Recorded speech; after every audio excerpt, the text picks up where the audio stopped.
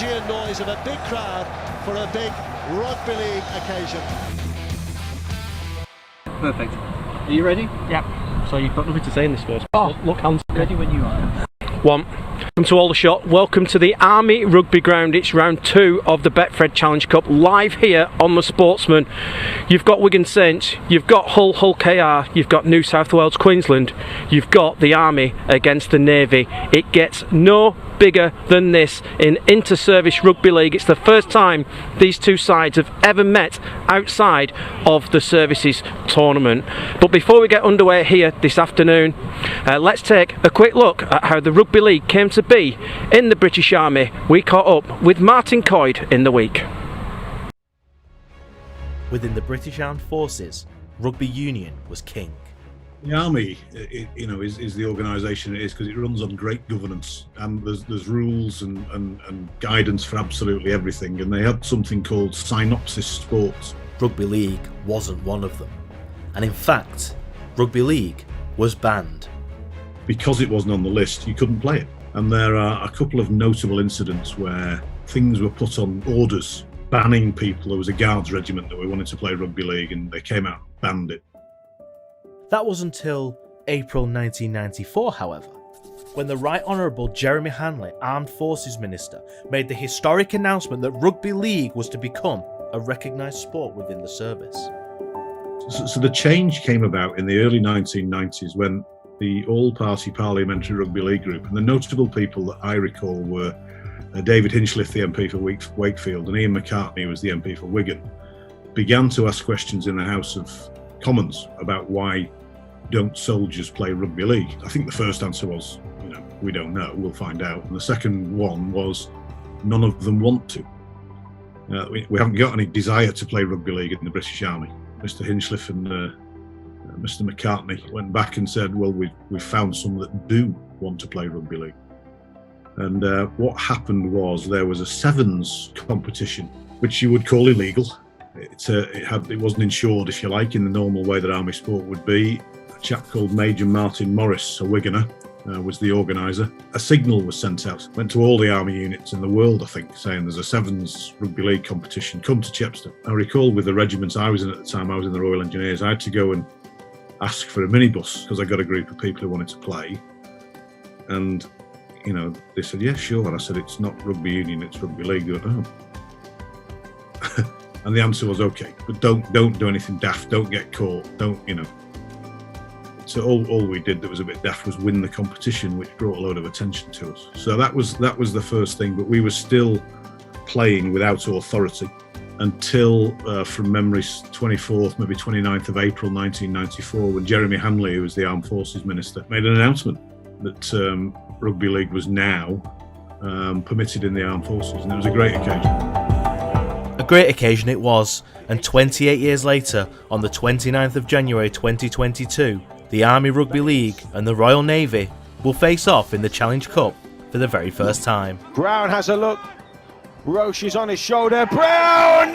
Kev Brown might just have booked the Army's place in round 2 and set up an inter-forces game with the Navy. It's not over yet, but that's a big step towards round 2. For Mike Thompson's side, 16-10 with a kick to come.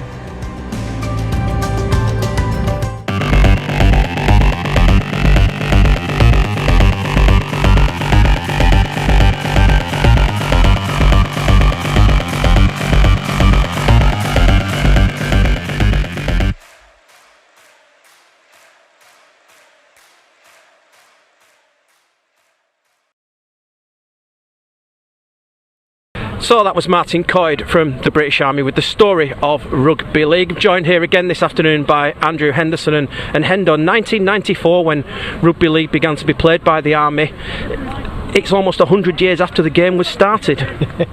It certainly was, but I'll tell you something, the Army, since their inception into Rugby League, have made a huge impact to the sport.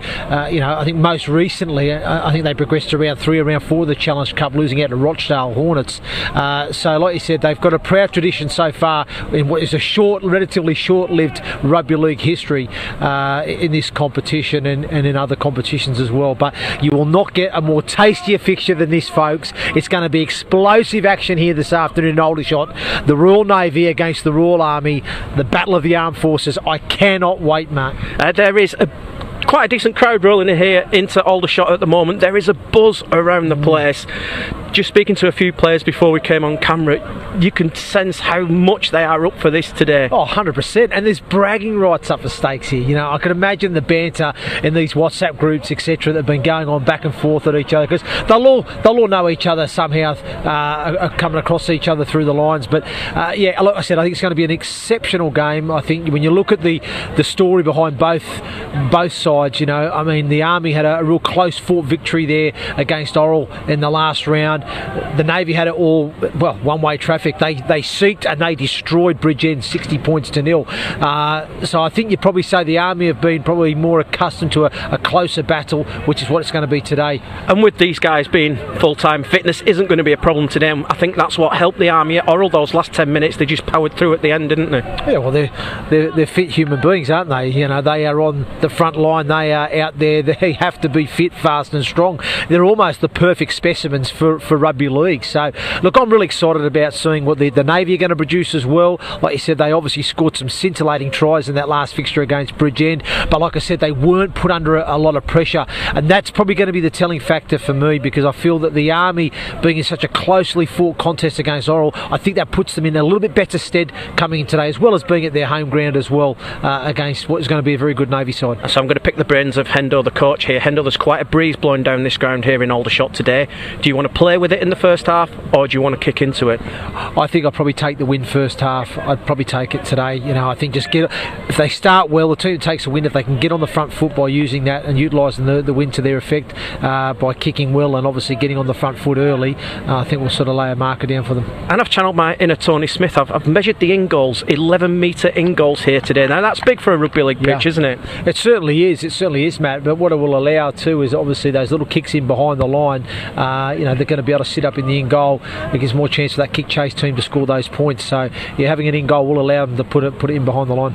So 2 o'clock, we're underway here with kick-off at Aldershot. I caught up with both coaches a short time ago.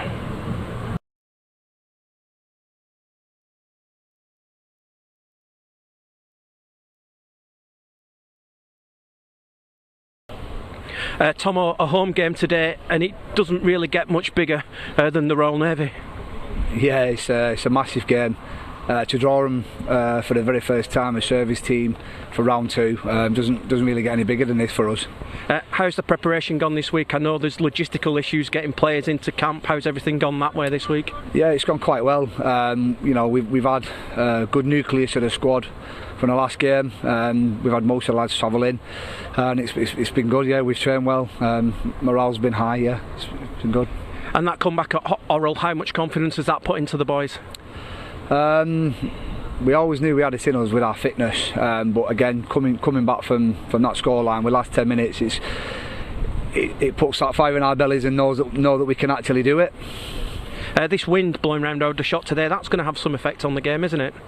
Oh, it'll change things, yeah, certainly. You know, we've trained in icy cold conditions all week, no wind, no sun, and then you come to this place and it changes everything every single time. But you know, some of our lads are used to playing on here, so hopefully they'll be used to it. And all the best for today. Thank you very much.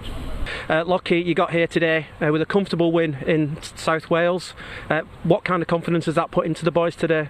I think there's just a great buzz around the Navy as a whole. We've recruited really well. We've obviously our committee and our association helping us with that. But yeah, there's a buzz in regard to these young lads don't know anything different, and they've come together and really grown strong. We asked Tomo the same question. Army against Navy, it's like Wigan Saints, Hull KR, with you being from the fair city. It doesn't get much bigger than this, does it? Oh, it doesn't, and especially in January as well. It's fantastic. I think I've been involved 22 years, and this is the first time we've played the Army outside of the inter-services, so we take away all that pressure, but it's still Derby Day. Obviously, being in the services, you have the logistical issues of getting your squad together. How's your preparation gone this week?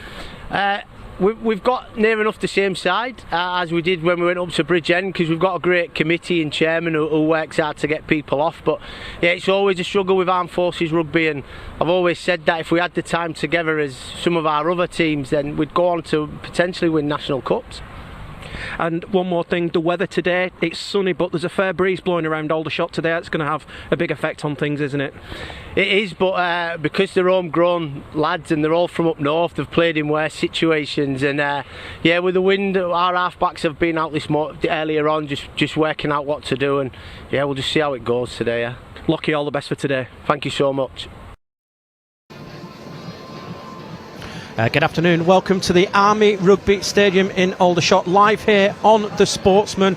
And before we get underway, we welcome the service personnel who are serving around the world, who are taking these pictures via BFBS as well. Welcome to Aldershot, welcome to the Betfred Challenge Cup. It doesn't get much bigger than this. It is the Army against the Navy. Matt Horton alongside Andrew Henderson will run through the lineups for you now. The Army have Jake Boardman at fullback, catches Suga Vanua, Calvin Harling, Peter Holmes, Varisi Karoy, Kev Brown and Declan Baines in the backs. Up front, Ryan Watkin, Alex Hickin, Daniel Pickles, Oliver Toms, Michael Hoyle and Jordan Kerman. On the bench, Liam Lindsay, Matthew Scott, Joape Koto Balavu and Nathan Welsh for their coach, Mike Thompson. The Navy have Sean Houghton at fullback, Gavin Duffy, Joseph Sugden, Jack Bartlett, Kinney Villimale, Dakaliga, Darren Bamford, Callum Corn at scrum half. Up front, Jonathan Griffiths, James Tilley, James Parry, James Teixeira, Nathan Lee and the captain Ben Taylor is in 13. On the bench, Rhys Joel, Danny Johnson, Brodie Lee Butler and finally Matthew Gaskell for the Navy head coach, Steve Lockton. Hendo, we mentioned it before, didn't we? Hull KR, Wigan Saints, Dewsbury Batley, Queensland, New South Wales, St George Cronulla. That means nothing, does it? Absolutely nothing today. Well, it's just a great comparison, isn't it? I mean, for anybody that has witnessed those sort of spectacles or those occasions will know how ferocious those contests are.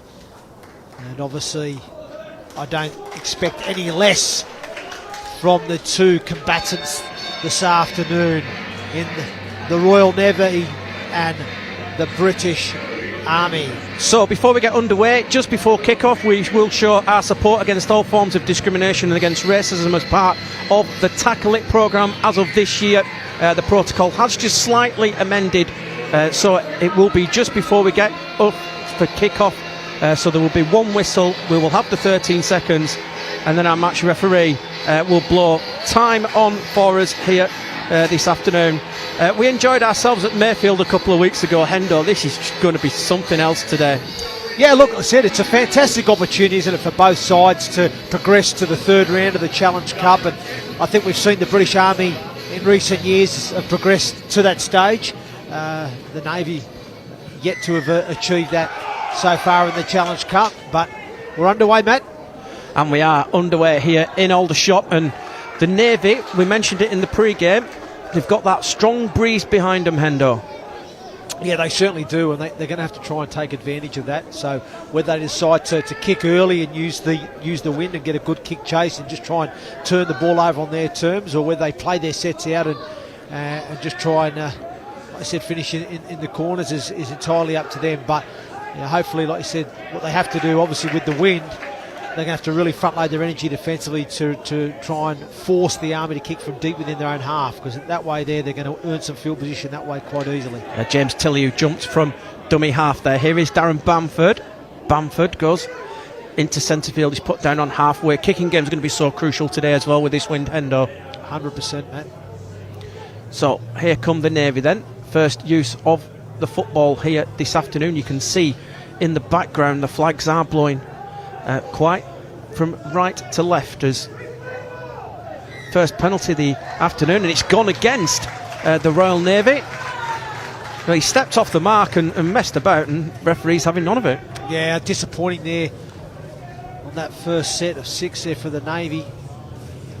It's nothing worse for a coach than seeing your side give away possession or give a penalty away when you're in possession, so to speak. So it's not the ideal start from the Navy, but gee, that was an ugly kick. It has failed. Oh.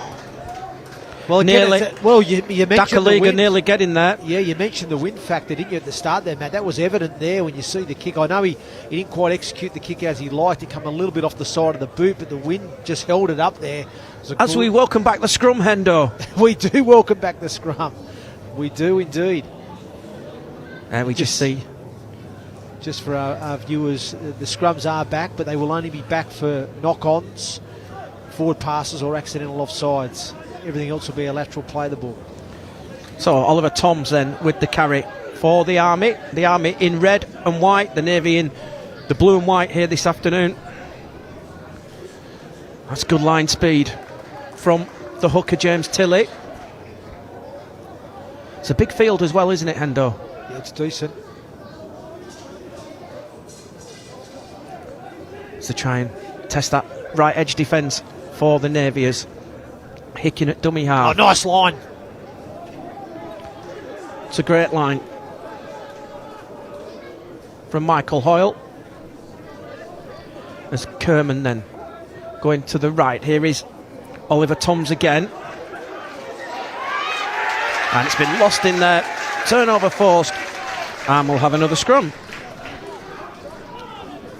Again, disappointing for the Army on this occasion. Obviously, the Navy failed to get to the end of their first set. They give away a penalty position, but then the Army with great attacking opportunities. And I like some of the ball movement there from the forwards, promoting the ball to get it out wide to the edge. And it was Tom's there on a nice little outline, but unfortunately loses possession on the ground. So the Navy survive. So we have viewers all over the world today. Are you Team Army or are you Team Navy? Speaking to a couple of people this morning, and too quick out of the blocks, and that's the first penalty of the afternoon. And a chance here, somebody with a big boot here, they could be in absolute airfield position. Here comes Bamford. Yeah, there's the effect of that wind. And they'll start 6 inside the Army half as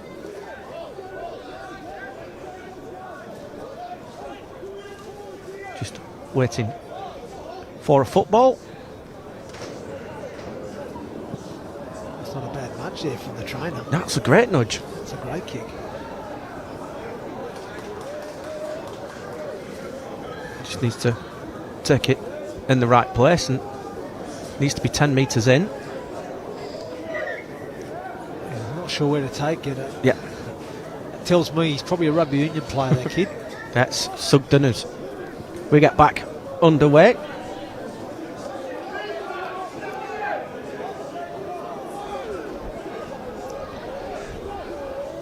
Tilly waits at dummy half. Looking to go early with Bamford back on the inside to the fullback, Sean Houghton.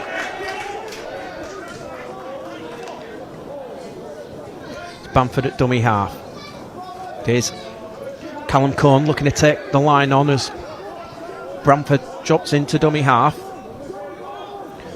Short side with Lee, and it's a forward pass. So quite a few errors early doors. Do you think because of the occasion and the kind of game it is, these players will be a little bit maybe a little bit overwound up? Yeah, an element of that, I think. And again, also too, you've got to also ask the question of how often do these teams get together to train together. You've also got to look at how often are they getting to play. So there's probably a couple of telling factors. Probably lack of continuity or consistency in terms of playing matches and training sessions, and that's probably evident there. Penalty award. Broke too early. Now early. They can ask for the scrum again, or they can take the penalty. And then if they break too early again from the second scrum, the offending player gets 10 minutes in the bin. There's a bit of jeopardy there now, isn't there? Interesting, Matthew. That is a bit of jeopardy. Good line speed there from the Navy. Quickly in the face of Jordan Kerman. Good defensive response there. It's Scott dummy half then to Watkin.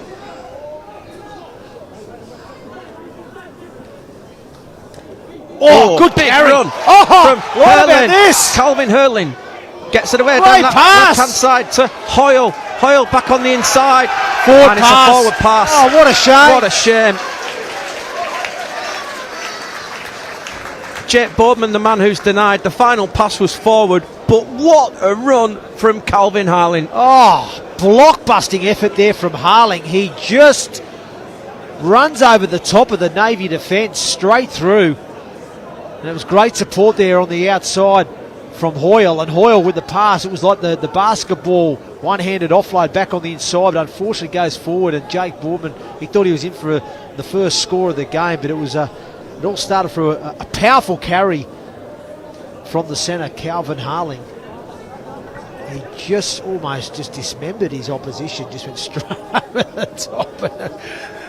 He was in all sorts, the defender. But anyway, the Navy break from the scrum now. It's quite a weekend for derbies in the Challenge Cup as well. We've got London Scullers against London Chargers this weekend, and Hunslet Parkside against Stanley and all Leeds clash. Oh, look, that's getting tasty. Shots fired. Oh, here we go. Shots fired. We did expect to be a few handbags, but Hendo, you've got to be really careful now. New directive came out this week. Yes, it did. Any punch, red card. Yes. You don't want to be going for an early shower 8 minutes into the game, do you? No, you don't. No, you don't. But unfortunately, they're grown men, and sometimes things get heated, and the red mist comes, and you can't necessarily always control yourself. But like you said, they have to try and show some sort of restraint at times. But you're talking about armed forces boys here, so not always taught to restrain themselves, are they? No. Anyhow, no. There's Tillywaits at dummy half.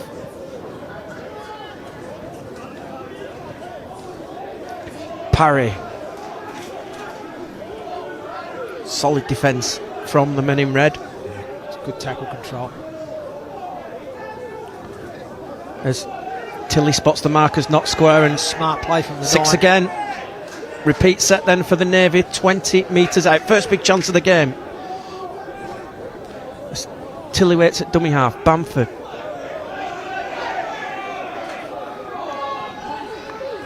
In fact, it's Jonathan Griffiths in 8. Here's Bamford now to this left-hand side. Here is Jack Bartlett in 19, metre short of the line. As Tillywaits at dummy half. Gets it to Taylor. There's opportunity on this right if they can move the point of attack. Play to space here. As James Tilly tries to steal one from dummy half. He's over. He's just been pushed back. Last tackle. Still on here on this right edge. Look at the space. The Army is so tight. Oh, no. Kick's gone into the in goal, and it's been shuffled dead. As good as anything, repeat set. Well, you're right there, Matt. At least they're building pressure. They get a repeat set, and we spoke about the depth of the in goals at the start of the game, and it's going to allow the short kicking game to come into play because the in goals are so deep and long. It will allow those short kicks to go in and sit up at the in goal. Obviously, when you have a shorter in goal, you're probably more inclined to put the ball up in the air or run it. So you can just see there from Tilly's little grubber kick in behind the line, it's set up and he earns his side a repeat. But I'll tell you, there was 2 opportunities there, those last 2 plays for the Navy. If they moved the point of attack to that right edge, there was plenty of space to exploit. That was clever from Michael Hoyle with the goal line dropout. Bit of a daisy cutter into this breeze. Found the gap. Try that right hand side with Sugden. 12 out from the line. Apart from the disallowed try for the Army, it's been pretty much all the Navy since that, as Tilly gets it away to Parry. Tilly again at dummy half. To Bamford. Bamford for Jack Bartlett down this left edge and gets it to his winger, Gavin Duffy. Bartlett goes short for Nathan Lee, and Lee is pushed back. Good defence on their own goal line, but again they've got that advantage out right, haven't they? Just needs 2 good passes here. Oh, look out! That's high. Oh, wow. That's high. Oh, he's given a forward pass. Ryan Watkins, a lucky boy there. Wow, I'm sure there was contact with the head there. I'd like to see that on the replay. Have a look here on the Betfred Challenge Cup replay here, live on the Sportsman. You see the pass goes wide. It's just a little short ball there, and surely probably not as bad as it looks actually. It's contact with the head though, Matt. It should have been a penalty.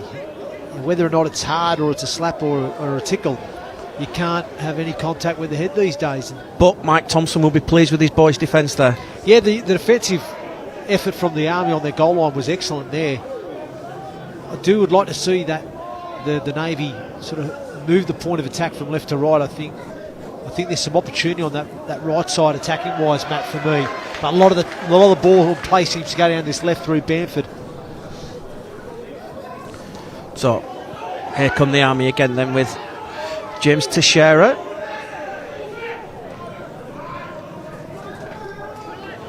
Boom. Good tackle. Good tackle. Nathan Lee that time. He's been left in the ruck though. Last tackle. That's held up in the wind considerably, and it's well taken by Sean Houghton.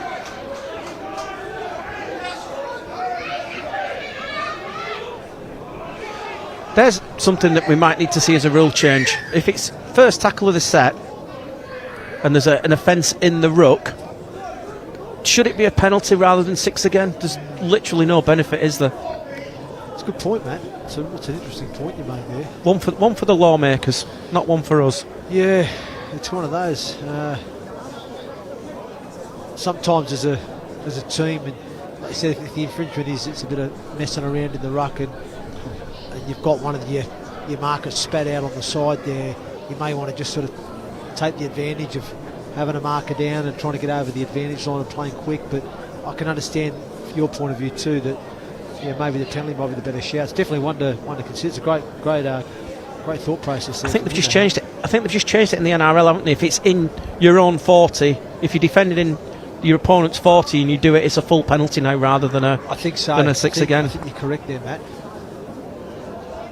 But interesting to see, we saw that last kick, didn't we, from the Army, and how much that held up in the wind. And we spoke about it before the game, didn't I, that if the Navy can either kick long, chase hard, finish in those corners, or play their sets out, turn the ball over in the corners, and really front load their energy defensively, which, to be fair, on that last set they really did, restrict the Army's go forward and metres. You're forcing the Army to kick inside their own half. They're not going to make many metres off the kick because the wind is that strong. It's going to hold up, and you're going to end up getting yourself into some good ball field position, which the Navy will start now on tackle 2. Nathan Lee needs a head assessment by the looks of it. Matthew Gaskell is out there now for the Royal Navy. Darren Bamford is getting the leg strapped up. That could be pretty crucial for the Navy because there's a lot of traffic gone through Bamford so far. He seems to be the player, well, he's known as Bump, as he's affectionately known, but it seems to be a lot of the play going through him. Strong run from Parry. This is the other prop forward, Jonathan Griffiths.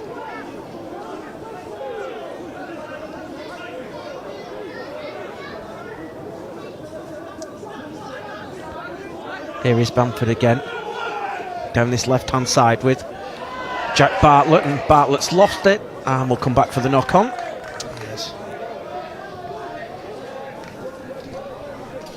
Well, you've got to credit the Army's defensive perseverance at the moment. They are turning up for one another, and they've defended their goal line on a number of occasions so far in this first half, and again they've defended well, forced the error. I'm inclined to say it's a 12-point win though. Yeah, I wouldn't disagree with you, mate. Big shot from push! the Navy. Not seen one of those for a while, have we? It's come out, and I think we're going to go again. Well, that caught him unawares, didn't it? There's been another knock-on in there. It's still going to be the Army ball. Well, I like the ingenuity there showed by the Navy. Proper scrums are back. Well, they clearly spoke about it pre-game, about when we get an opportunity we're going to push on the scrum, and they almost caught the Army unawares. Ball's quickly out this time though. And here is Calvin Harlin, who had that great break in the opening moments. It's good carry, good metres down the short side. Oliver Toms down that left-hand side again. Don't forget, the Betfred Championship starts this weekend as well. There's a big game on down at the Cherry Red Records Stadium tomorrow at London Broncos, your old team, taking on Widnes. That's it, the championship's back underway. Scott jumps from dummy half and he's lost it. It's ball steal. Is it? No, I think is he not? Oh, he said it's a one-on-one. One-on-one. It's a one-on-one steal, but obviously with a knock on. the Navy have knocked it on, obviously, as in the one-on-one active steal on the ball. So scrum head and feet to the Army. We haven't seen the Army take it into the centre field for the scrum yet. Just with the laterals for the scrums this year, it just creates so many opportunities for attacking, doesn't it? It does indeed. It does indeed. And the fact you can now go back to the 10 metre as well, it just opens things up, doesn't it, to put those set players on. It does indeed. You'll have been plotting with Reece, will you? Yeah, well, like I said, I like a set piece play. So not every coach does. Oh, that's high. That's high. You'll play advantage. We're going to play advantage. He's going to let it go. No, he's Declan Bairns was the recipient, and he's look out! Not happy. There we go. It's getting tasty. They're coming in now. Here we go. Yeah, a little bit of push and shove. Much else other than that. Just obviously a player there for the Army. Just time off called. Wasn't too happy with the high tackle. Declan Baines, I think it was popped around the head. The captain's both just getting a speaking to. We've just not been able to get that sort of rhythm at the moment, is it? It's been very stop-start. Both teams guilty. Have come up with errors and a bit of ill discipline. So both teams just need to set themselves back, get themselves back into this contest. But the Army now with a great opportunity, Matt. Scott at dummy half drops it off to Toms. It's a good run from Toms. Good after contact meters. There's Scott at dummy half. Here is Kerman then to the scrum half as Brown gets it to that left edge. It's a good slide door from the Navy defence. And the knock on. Ball not played correctly. It was not, no. And that will be a turnover. Again, a disappointing end of set for the Army. Neither team really getting the ascendancy in this game. He's just not played it properly. No, he hasn't. Calvin Harling, no, he hasn't. He's just stepped over the top of it. So, referee's been on the money. He's made the right calls. Can't fault him. It's these players that are just not executing what they need to, the basics well enough. So, still 0-0 here in Aldershot as we. Good play. Dakaliga with the run. Dakaliga. But it was the dummy half, I think it was Tilly, that went down that short side. Here's Parry.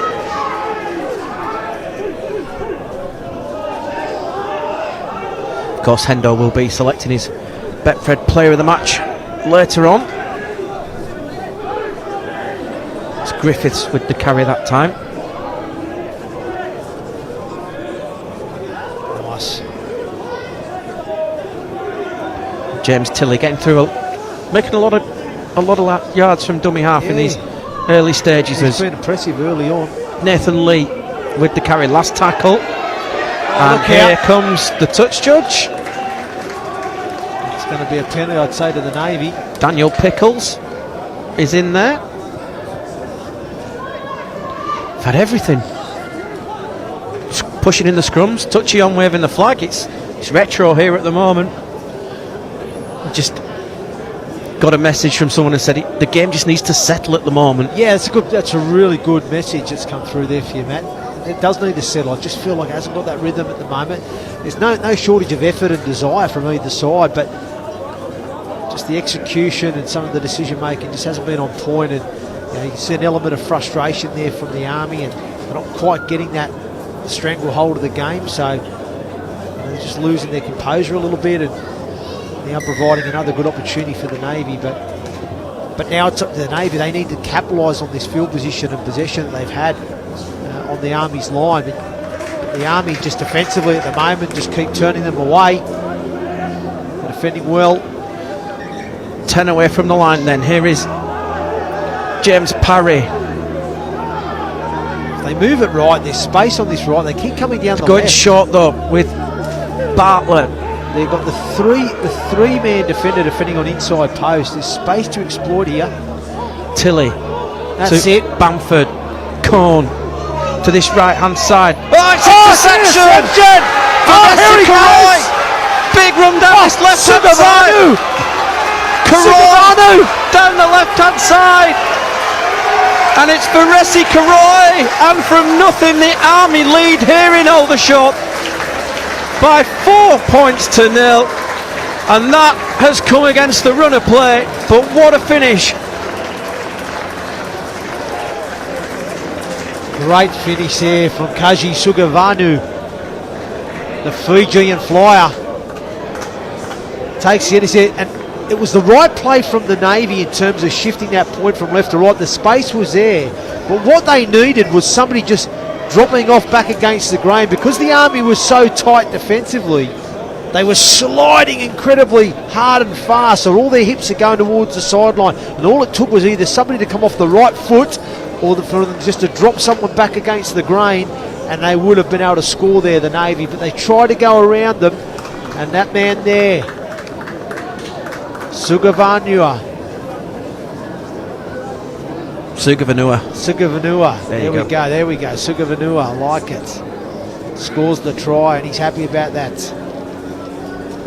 Breaks the deadlock.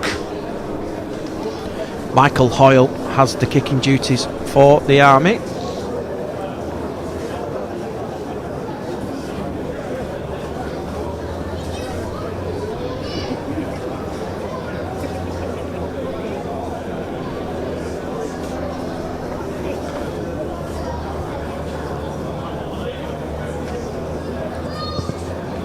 Here's the kick, and it's blown across the face of the post. So live here on the Sportsman, a Betfred Challenge Cup. It's the Army 4, the Navy 0. It's a 4 point turnaround, isn't it? Really? It certainly is, man. Like I said, it was a fantastic opportunity there for the Navy. I mean, they were attacking the right side. The space was there to exploit on that right edge, but it was just all too lateral for me. So they had two really good passes from 9 to 7, 7 to 6. They shifted it on again, but everyone was just going a little bit too lateral. They just needed someone to step off the right foot, straighten the attack up, or come back against the grain. And if they'd have done that, the Navy, I think they would have scored. But like I said, Sinivanu was just in the right place at the right time. Takes the intercept and races away to open the scoring. Hopefully they'll just settle things down a bit now and put that little bit more confidence into the Army, who've definitely had to do a lot more defending down their own end of the field in this first half. Good shot. Been impressive this afternoon so far, the Navy's number 9, James Tilley. Defensively, he's led from the front with his line speed and been very crafty around the dummy half with some good deception. Another good run from Oliver Toms. Scott at dummy half. Set restart. Missed that. Didn't see that, sorry mate.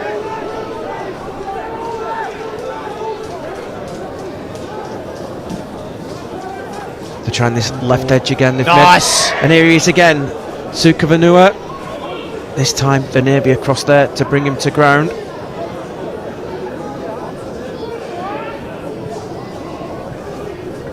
As Kerman with the carry.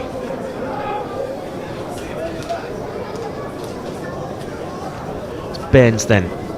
Oh, with the fullback, that's a Shepherd. That is, yeah. And Jake do you know Bowman what? The just running round the back. The kick play was on there. If Jake Bowman had just looked up with his eyes, the Navy winger was up in the line. The fullback was at the back, wasn't in position for the Navy. If it had just dinked a little kick in behind to the corner there, I reckon the number 5, Karoy. Yeah, Karoy would have got there. And oh, well done.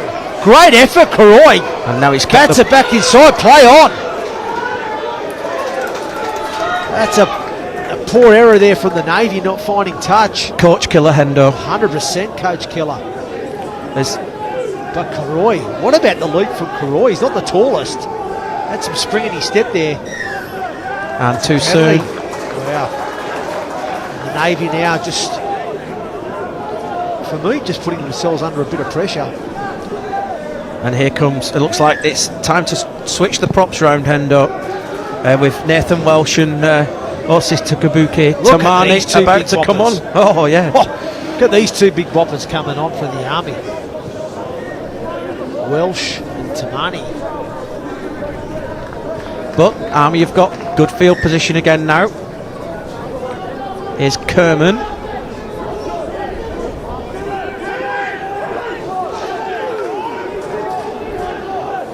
I think we're just going to try and get a run out of both props before they get them off there. As Scott with the run. I think they're just going to hold them off until the end of this set, the two subs, as Kev Brown with the carry gets it to Hoyle down that left hand side. Here is Baines, gets it in field to Pickles. 10 out. Options left and right, and it's been knocked on. Just a little bit too much speed in that play of the ball. It was just a little bit too much, wasn't it? Just probably pushed it back a bit hard, a bit fast. Unfortunately, Scotty just couldn't collect it. You see here now, Pickles just didn't quite play it cleanly enough, did he? And didn't help with that. He still expected Dummy after to be able to pick that up and pass it, but it didn't help him though that the speed had come out the back from the front rower. So you could see he was looking Scott to go down that left edge, wasn't he? They got some punch on that left edge of the Army with Hoyle and Harling, the back row and centre. We see them directing a bit more traffic down there as well. So here come the Navy trying to clear their edge with good tackle. It's a good tackle there. Definitely Baines underneath, hitting under the ball. There's a chance down this left hand side. I don't know what that defender Nathan was Lee doing. Number 4, Peter Holmes. I don't know what he was thinking. There's another good run from James Tilley. Really caught the eye in this opening 28 minutes. Yeah, As Tilley. it's been good. I think no, he's just gone for a breather as Reece Joel gets out there.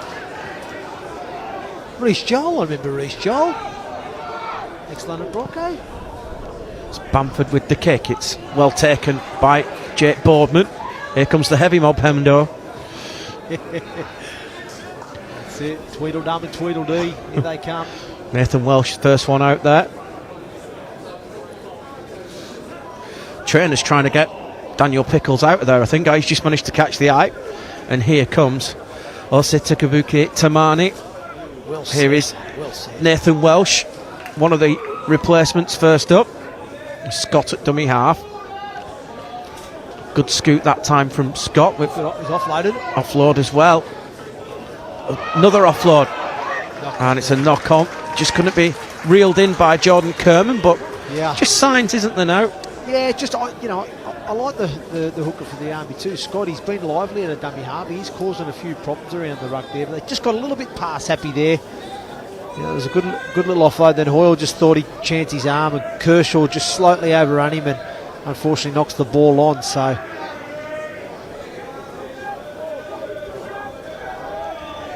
So Navy win that scrum. Sugden down that right edge. Joel dummy half.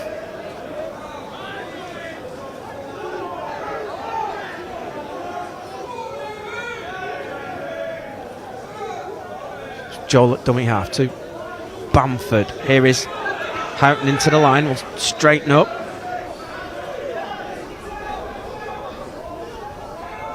It's Bamford at dummy half. It's Joel gets it. Oh! What about the rib tickler there? Oh, Tamani says, I'll make my presence known in this game. And look at the Army boys getting around him. They're inspired by that contact. Oh, Ben Taylor. Ben, it's Saturday. Oh, wow. We knew to see that on the action play replay. Well, it's normally the Navy that shoot the torpedoes out of the submarines, isn't it? But geez, it was like a torpedo here. Was Tamani. Push! Sit down, Taylor. Wow. Wow. like a heat-seeking missile. Where did that come from? Certainly hitting with full force, that's for sure. But fair play to the young Navy men. He got back up and he's playing on. Of course, we've seen some of the Army boys make Super League. Ratu Nalago, Mitsaleki, Vilaka Japani as well. Both They all started here. Yep. Here is Tamani now, ball in hand. Good wrestle there.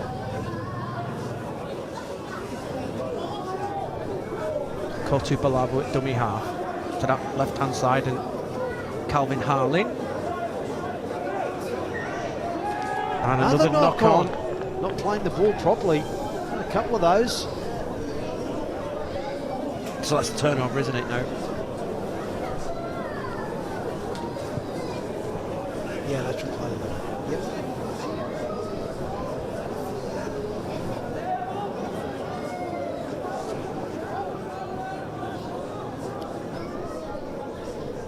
So Navy get the ball back then.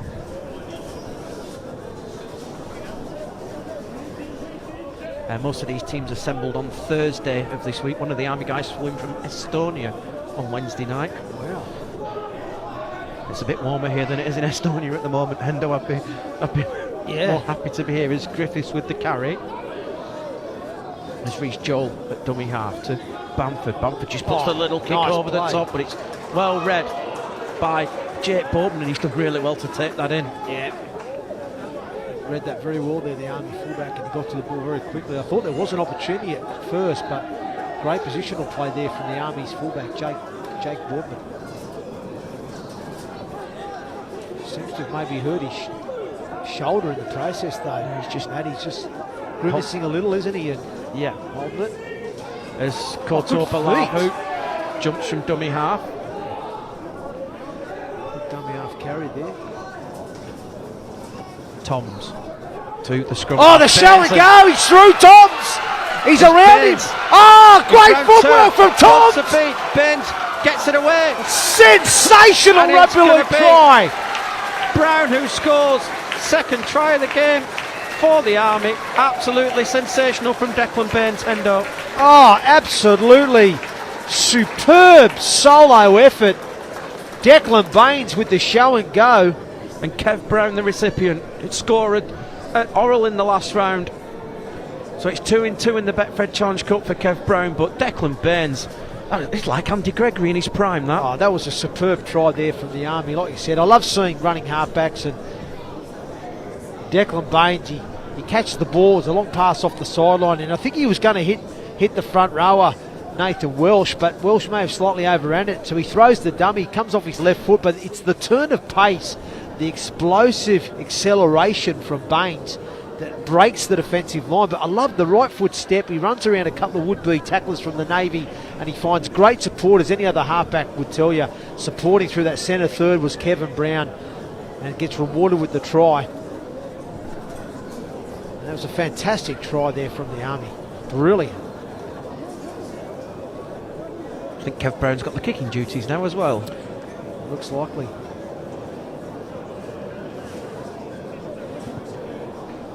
Kicks on its way, that's blown away by the wind again. It's strong wind. We cannot really emphasise how strong this wind is, can we? No, we can't. We can't. And it is swirling as well, isn't it? It's kind of is heading more down towards the Army's end, but it is swirling at the same time. Let's have a look at this try. Baines with the footwork, the acceleration to break the line, then he runs around and great right foot step and feeds it on to Kevin Brown, who was supporting fantastically on his outside. It was a superb try, like I said. It was the dummy from Baines, the acceleration off the mark to break the line, and then the footwork to run around a couple of would-be tacklers and find the supporting Kev Brown to finish the try off. Bouncing ball, but it's handled by Boardman. I think Steve Lockton, the Navy coach, will be unimpressed with the defence for those two tries. Well, the first one was an intercept, wasn't it? So yeah, I don't think you can argue too much. That was just probably just the decision with the ball. But the second one there, just obviously somebody's clocked off, and I still think there was enough blue and white jerseys in the frame to stop the try. It's Tamani with the carry.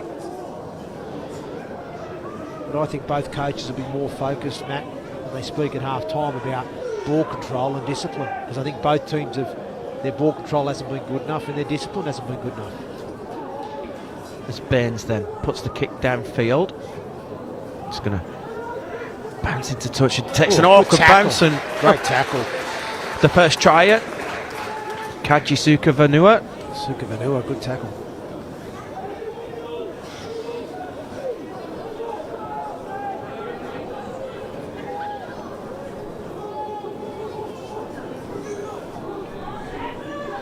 It's good defence from Scott, the hooker underneath the ball. Nathan Welch over the top.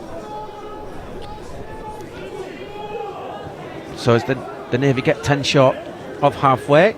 He's done some minutes, hasn't he, the front rower? Yeah. Griffiths. There's Joel at dummy half to Bamford. Here is Nathan Lee down this left edge. Nathan Lee's, he obviously passed the head assessment. I'm sure it was him that went off with the head knock early in the game. Bamford on the last tackle.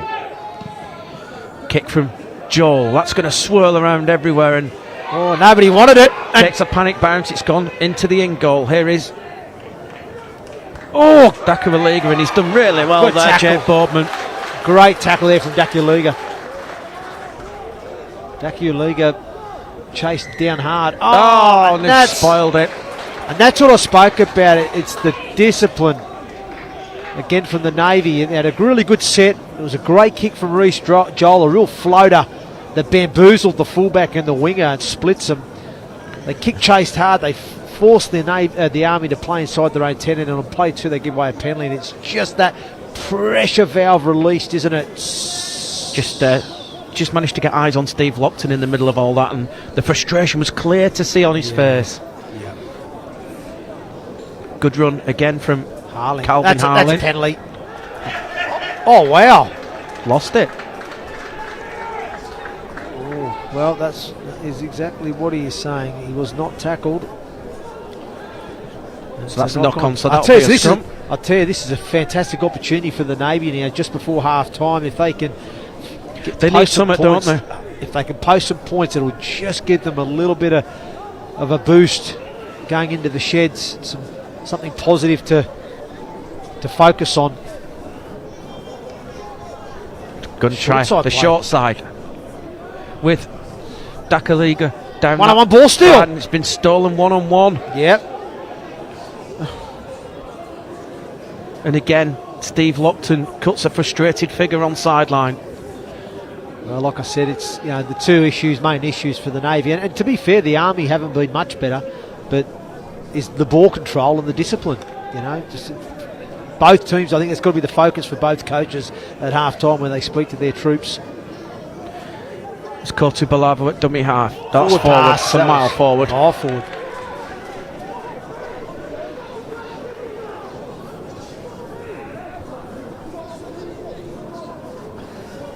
So we'll pack the scrum when almost coming up to half time. We had a slight stoppage for the head injury for Nathan Lee. Yep. So it's probably about a minute or so left. Time's been called off again because the Navy are in position.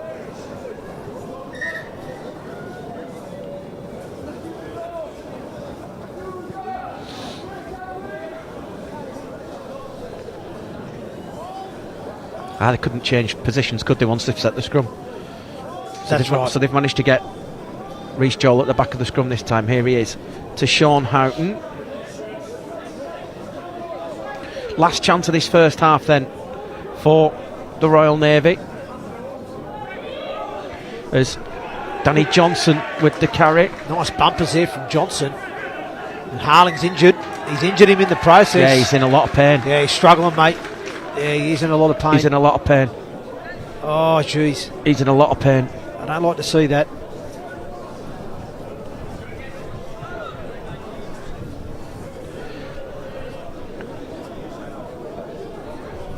We'll see the replay here. Good bumpers. And he's just... can't quite see. Yeah, looks like his knee. He's held his knee straight away.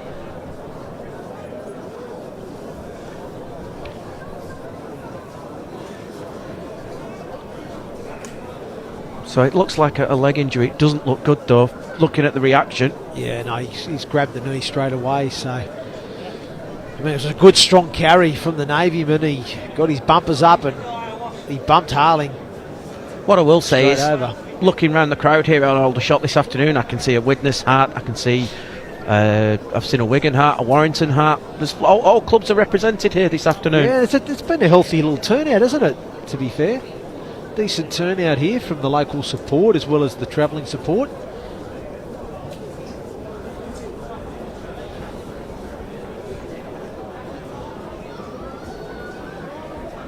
And as ever, at all good rugby occasions, the bar's doing good trade.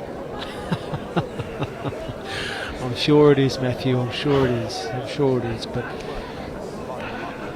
so just looking around some fixtures tomorrow, while we've got the chance, Hendo, of course, you and your Keighley Cougars. Yes. Off to South Leeds to take on Hunslet. Yes, we are indeed. All prepared, all ready to go. Yeah, looking forward to it. Yeah, look, I said it's a strange one really because of the time of when it's being played. I mean, our season, for the viewers at home, our season in League One doesn't start till the 27th of March, so it's still quite a little bit away, whereas the Championship and the Super League, the Championship will kick off this weekend and then the Super League kicks off next weekend. 10 days.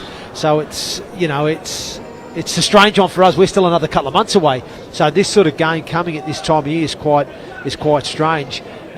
So in terms of us, yeah, look, we're certainly prepared for the game, but we're also not, you know, we're not altered our pre-season preparations, if that makes sense. You know, yeah. we've not had to go, because that's the other issue too. Is if we do go through to the next round, you're playing again another 2 weeks, and the same if you get through that round, you're another 2 weeks away. So it just means we might have to just slightly change our preparations if we do go through to the next round, but we've just tried to focus on we've got our pre-season program in place, building up for round one of the League One, and like I said, this is obviously it's a great opportunity for these boys to have a hit out on Sunday and see where they're at, and yeah, go from there. But real shame for Calvin Harling here. Yeah, it is. He's not looking in a good way, bless him.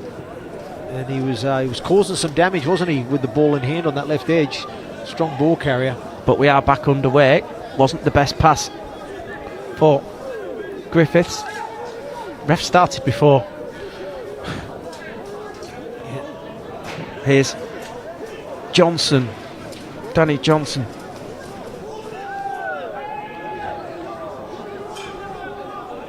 Okay, they attack this right side. They're shorter numbers again on the right. They've just... But unfortunately, all the Navy had stacked all their attacking options on the left. Last tackle. Bamford then. It's not the best kick. It's good pressure though from the hooker Scott, and it's back in Army hands, and here's a chance then. Here we go. Suga Vanua down that left hand side. Suga Vanua! He's been put into touch. Good cover tackle. He backed himself, didn't he? Could have been a big moment in the game, that. He backed himself. I tell you, it was good kick pressure again from the hooker Scott. Forces Bamford kick to not go where he wanted it to go, and they almost broke on the run of play there, didn't they, the Army? Fijian fly, Suga Vanua. It's to be a turnover, won't it? Back tackle into touch. Yeah. Yes.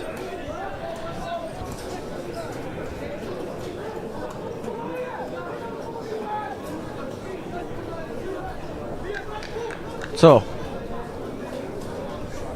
potentially last chance.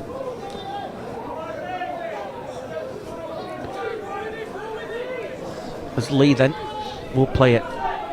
Here is Griffiths again, who's played without a break so far today. Yeah, the big man. Played big minutes. There's Joel at dummy half to Bamford. Here's Houghton into the line, and Houghton looks for a gap. Sean Houghton trying to get away but can't, and stays on the island. Good carry. And here's the flag waver again. A little bit of a niggle, bit of facial in the grass. I think so. This might be a penalty to the Navy by the looks of it. Given how long's left in the half, do you roll again, or do you take the 2 on offer? probably a difficult position to kick from, isn't it? I mean, Yeah. if the kicker backs himself, you probably take the 2 and then you're only within 1 score, then, aren't you? But they're going for it. So, last chance for the Navy this first half then here on the Sportsman. It's Reece Joel at dummy half to this left-hand side, and Danny Johnson. Good footwork there from Johnson. He evades. And he's got it away. Oh, great offload. Griffiths now. On the roll. Good shot from Peter Holmes to save the day there for the Army. 3 out. Joel at dummy half. Pass isn't the best though. It's in the hands of Nathan Lee. They need to go to this right edge again. Look at the space on the right. It's Bamford then. Gets it to Johnson. He's made an impact, Johnson, since coming off the bench. It's Reece Joel at dummy half. It's 4 Got on to 3. use It's it. got to go. Oh, it's been dropped backwards. Looks to straighten up. It's got to go right again. Yeah, go that short side. Look at the numbers. Oh, they've got to play. Said it's back with Bamford. Good pressure from Scott again as Bamford keeps going. Ball's in the hands. 2 on 1. Chance here. Great tackle. defence. That is Great superb defending from the Army. That's Hoyle, was it? I'm Yep. sure, the back rower. Great tackle. And still we go. You've got to commend the goal line defence from the Army, because at times they look like they're shorter numbers, certainly on their left edge. The Navy's right side attack, they just look shorter numbers defensively at times, but they just scramble for each other, keep turning up and repelling wave of attacks from the Navy. And that's half time here in Aldershot, live on the Sportsman Betfred Challenge Cup. It's the Army 8, the Royal Navy 0. It's probably not been the spectacle we wanted, really, Hendo, but plenty of commitment on show from both sides. Oh, well, you can't fault the effort or endeavour from both sides, and there's obviously bragging rights at stake. We've seen a little bit of niggle. It's got a little bit tasty at times, and but I have to admit, and you've just said it there, it's probably not been the tightest of games. Hasn't flowed as well as it could have done, but I'm sure both teams will address that now at half time, and we'll see a much improved second half from both sides. And I just don't think the half-time team talk from either coach is going to be too dissimilar. I think both teams have been culprits of too much drop ball or forward passes, ill discipline as well on both teams. So not finding touch from kicks. Yeah, that's right. It's all part of that discipline. So I think that'll be just the main message that'll come from both coaches in both camps is, look guys, if we can just get a couple of sets completed, we can just turn the ball over in our terms, we cut out some of these silly penalties, we're going to get that field position, we're going to get that opportunity, and we're either going to further pull away if it's the Army side of things, or if you're in the Navy, we're going to get ourselves back into this contest. So, but both teams have to take that responsibility individually to not be forcing those passes or, controlling the ball when they're going into contact. So, and again, like you said, the discipline from both teams needs to be a bit better too, because they've given too many penalties away. So let's have a look at the highlights from this first half. It was almost the Navy who went ahead here, but this interception from Kaji Sugavanua has certainly got some wheels. Oh, as a big man. He certainly does, and it's a good job he was in the right place at the right time, because, like I said, the Navy had the numbers on that right side. They moved the point of attack from left to right, but the final pass, rather than finding the Navy's wingman, the ball found its way into the hands of Sugavanua, who raced away 80 metres or 85 metres and goes and scores and opens the account for the Army. He showed some toe. There was no catching him once he was away. The afterburners were on. Gallant effort to chase back from the Navy boys, but it was the opening score. But I just felt that if the Navy had just changed at some angle there or stepped off the right foot, then straightened the attack up, they probably would have scored. A little bit too lateral, but great positioning there from the Army wingman, Sugavanua. We see him again there, just pinning the ears back. He's looking very comfortable there as he... A fair credit to Nathan Lee. It was his pass who gave the interception away and chased back, and crucially in this win made that angle harder for the kickers. We come to the second try. This was great work. Superb try, this one. This was was just Declan Baines with the footwork. Great individual effort from Baines. Like I said, he takes the pass off the sideline, he throws the dummy to his left, accelerates away, makes the initial line break, and then produces some superb footwork, as you see here, stepping off the right, runs around the fullback, Houghton, runs around the cover defender as well to Kalua, and again finds Kevin Brown with the pass on the outside, supporting as every good halfback does, supporting on the inside and outside. So here it is again, Baines, great footwork, I love it, gets around Houghton, gets around Dakuliga, and then he finds Kevin Brown with a neat little short pass, and Brown extends the Army's lead to 8 points to 0. And playing into this wind in the first half, you've got to say the Army are in the box seat now. Absolutely, for sure. You know, like you said, I think, you know, the Navy will be a little bit disappointed that they haven't exploited or made best use of the conditions, and again we're disappointed that they conceded the 2 tries in the manner that they did. So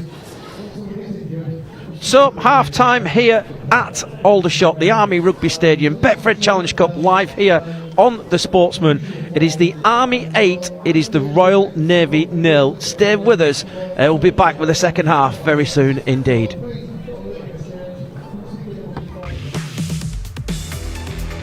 Yeah, it's been good, mate. Obviously it's been a lot different to the past couple of years with COVID and stuff like that. You know, hanging around and doing a few more social events, and the boys are really gelling, and obviously we've had a couple of games now as well, so we're just really looking forward to getting going.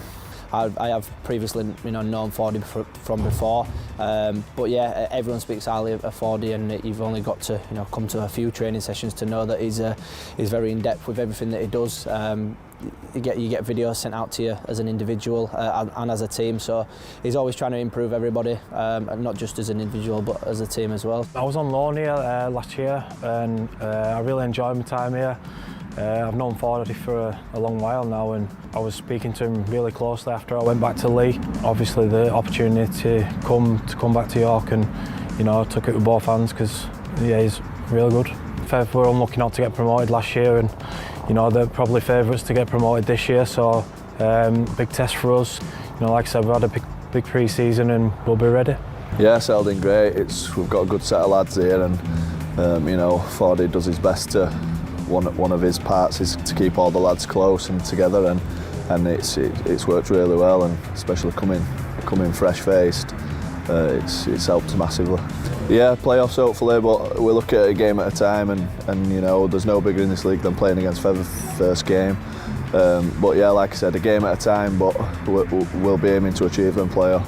Yeah, it's a tough test. They've got a quality squad, and you know, they're always looking to be the top contenders in this league. So yeah, we've got our work cut out, but it's one that we're aiming to knock off. We want to perform well week in, week out, and we want to compete against the best teams in this division and eventually beyond that. But we're not going to get carried away. We're just looking at Featherstone and first and foremost working out what kind of team we're going to have and what kind of plan we're going to put together. But once we've got that, you know, the boys will go out there, and I know that they'll compete as hard as they possibly can. Yeah, obviously, I think the expectations risen quite significantly over the last couple of years, and the supporters want to see us continue to improve, and we want that as well. And as I said, they'll be central to that progression.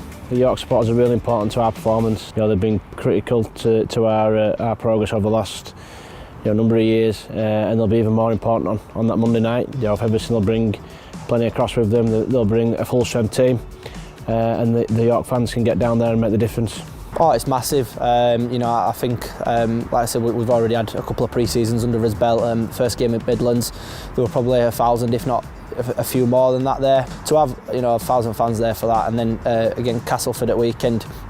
The whole, I looked up and I don't think I could see an empty seat on that stand. So it's going to be massive, massive for the boys and stuff like that, and we really do appreciate it. So just hope we can get as many down there on a week on Monday. Yeah, the York fans are great. You know, the stadium's awesome as well, and you know, they really get behind you. So looking for a big crowd and exciting times for York in the coming years. Yeah, massively. They obviously give you an extra push when you're playing, and the chanting and stuff like that. So yeah, it's a big part of it. I've always said they're like an 18th man. When you can hear that crowd, it just makes you go that little bit further and push yourself that little bit more when times are tough.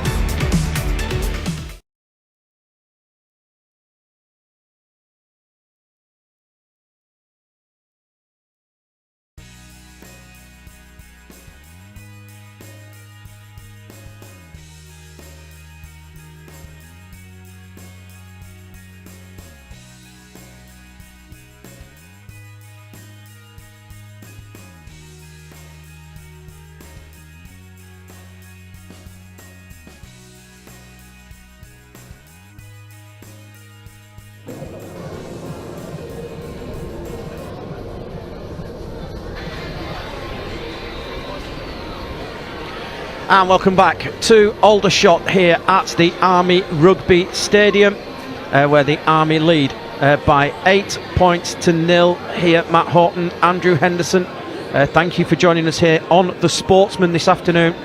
And as ever, we want to welcome all the service personnel around the globe who has taken this coverage via BFBS this afternoon. Welcome to Aldershot. It's a pleasure to have you along with us, and thank you for all the great service you do for our country. Hendo, let's put ourselves in the shoes of the coaches. Let's go with Steve Lupton of the Royal Navy. First of all, what do you think he's been saying to his troops?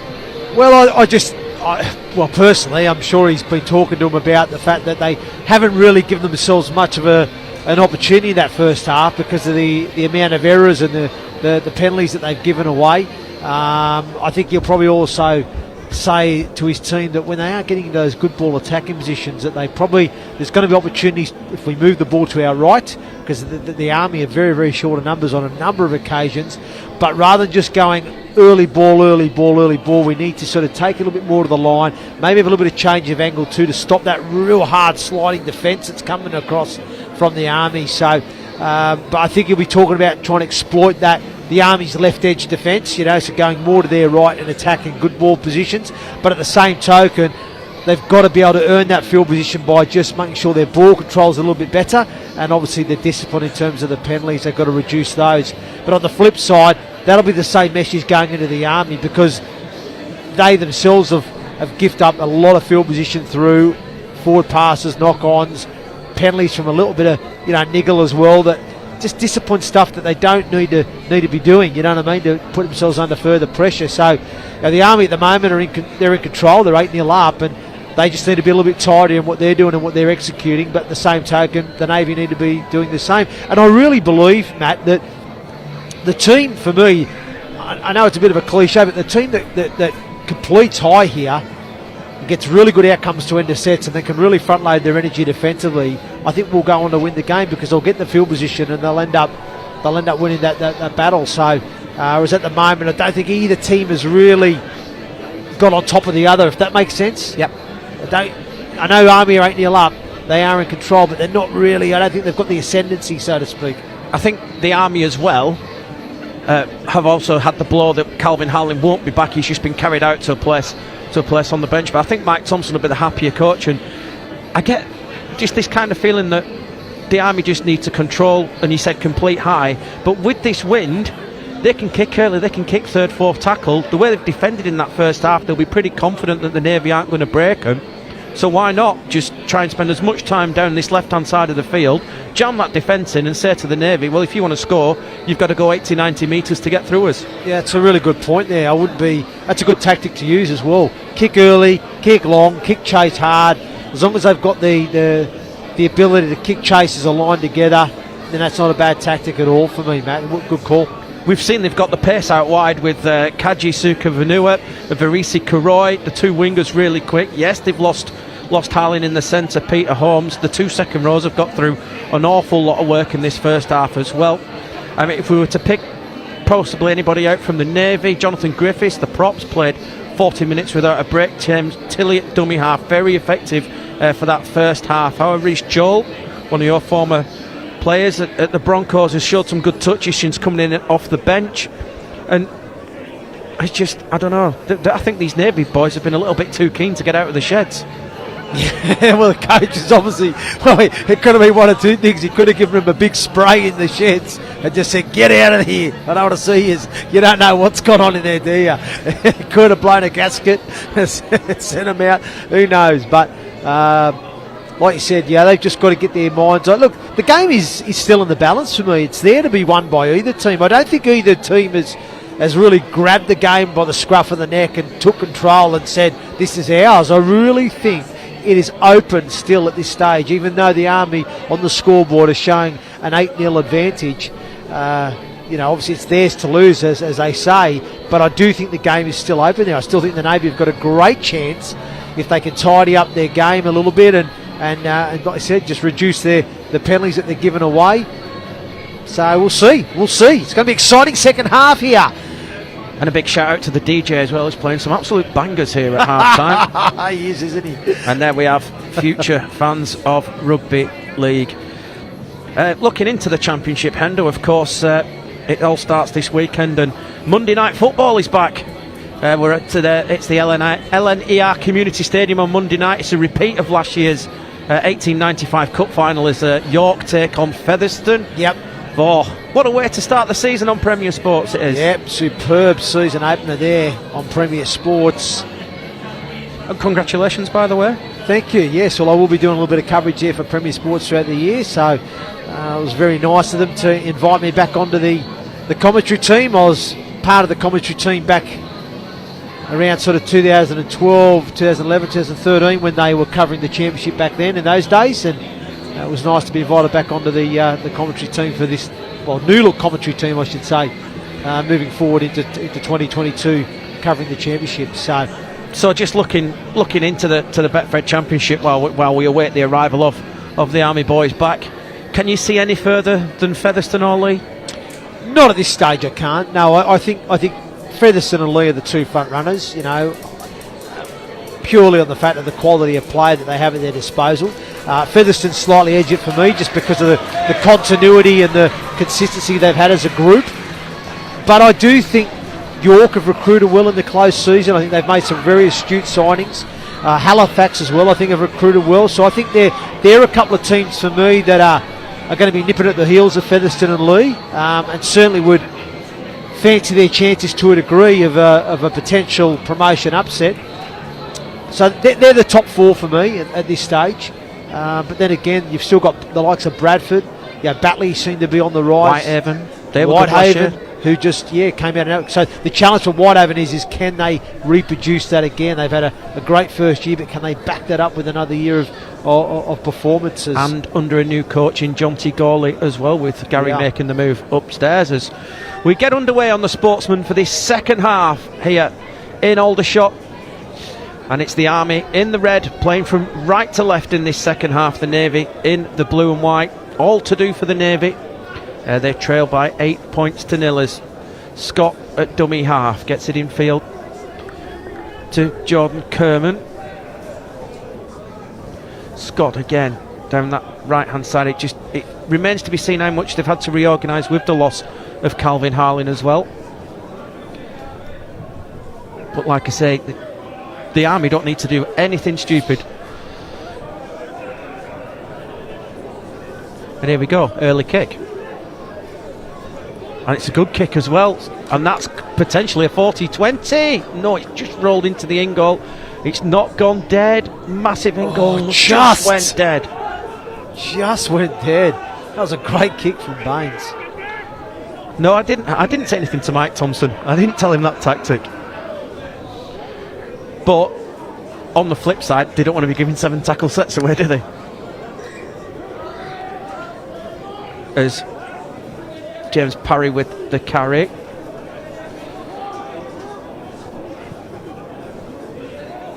It's Griffiths.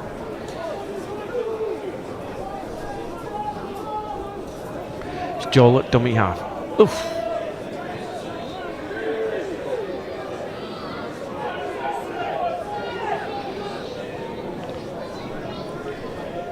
But that's Parry's second carry of the set. They're at halfway.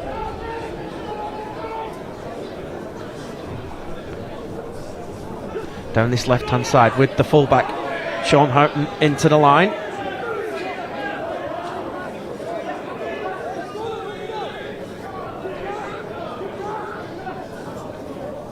Third carry of this set from James Parry. A lot of work from the big man. Last tackle. What have they got up the sleeve? It comes back and kick goes up from Callum Cohn. It's not the best and offside. Yeah. And that's that discipline we spoke about, didn't we? That, you know, they've had a really good set there, the Navy. They've rolled down the hill nicely, got themselves into a good position to get a good attacking kick, and they give a penalty away for being offside in front of the kicker. So they just can't build enough pressure on the Army. First, somebody nearly lost the beer there. And they'll start just short of halfway as big carry from Kerman.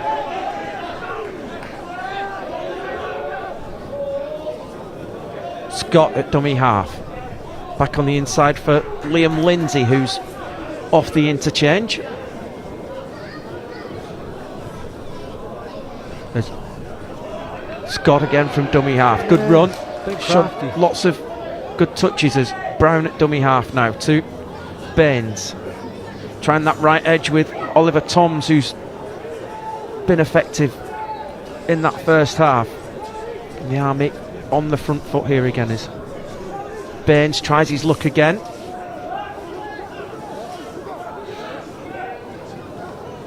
Scott waits at dummy half. As Brown goes for the crossfield kick and nobody wants it, and that's been lost and offside this time for the Army. So both teams guilty again of that discipline. Just not helping themselves, are they? It's like I said, it's almost, I hate to say, it's almost both teams are doing their best to lose it, aren't they? And the wind that strong, the Navy not even attempting the kick to touch. No, good smart decision that.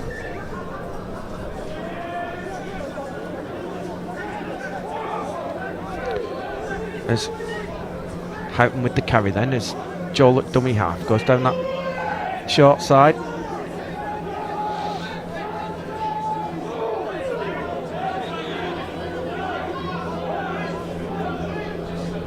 It's Joel. Oh, good tackle. Good tackle. He's lost it. Lost it. Yeah, he has. He's forced the error. He's been impressive today. He's the number 12. Michael Hoyle. He's certainly been a threat on the edge with some punch in his carry, and it's caused a few problems, hasn't he? And then defensively there, coming up with a good shot. Well, it's given head and feet to the Navy here, Endo. Well, he must have said it was a one-on-one ball still, did he? I didn't see that myself. I missed that one. He's obviously said it was a one-on-one ball steal, and in the act of stealing the ball, it's not. He's tried to offload and it's been knocked down, I think. Yeah. So I did miss that one there.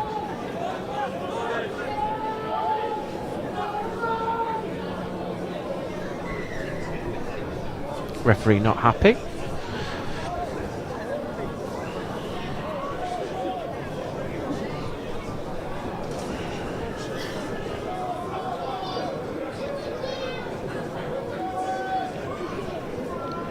So from this scrum, 3-3 split, as Houghton comes to this near touchline, he needs to stay on the island. He's on his way off, and he's put into touch. It's great defence from the Army. That's superb. Oh, look out! Oh, what happened there? Yeah, it's Brown and Houghton going at it there. I think it was Houghton who showed a little bit of exception to being thrown into touch. But Brown just throwing a bit of nickel as well. It's right in front of the benches as well, so everybody's involved at them. Well, there's lots of noise. Very animated, isn't it? Very animated. The referee's just having a chat to his touch judges now. I tell you what, that touch judge has done well to get him from the far side.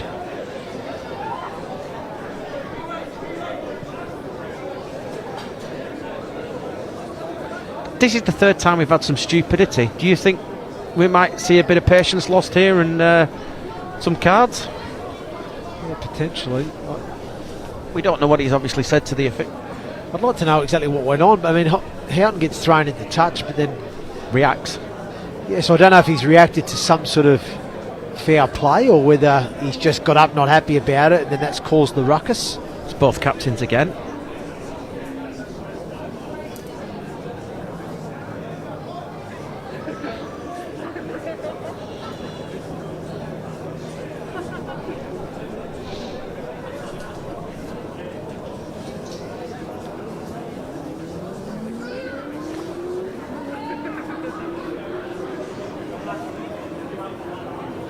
Certainly having a good discussion about it, aren't they?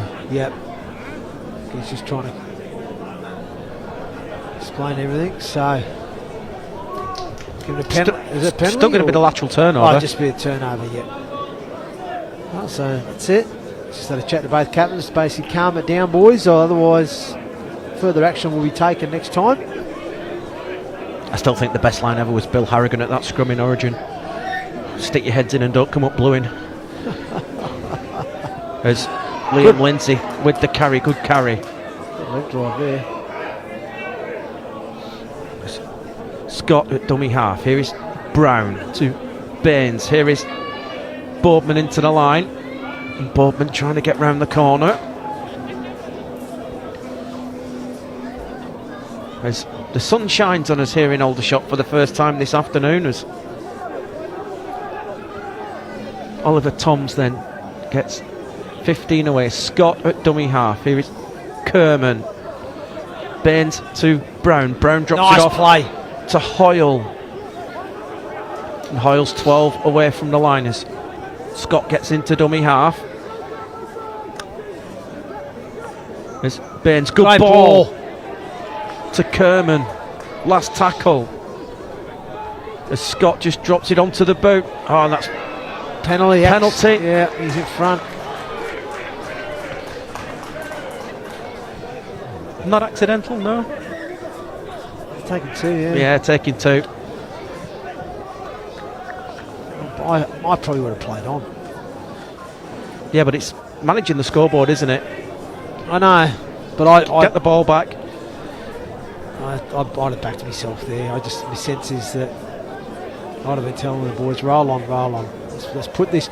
Not in much field position, because the Army haven't had much good ball field position in the whole game. So I'd be like, let's stay down here. They've still got to score twice, the Navy, don't they? So yeah, significantly, James Tilley is up and ready to go for the Navy as well.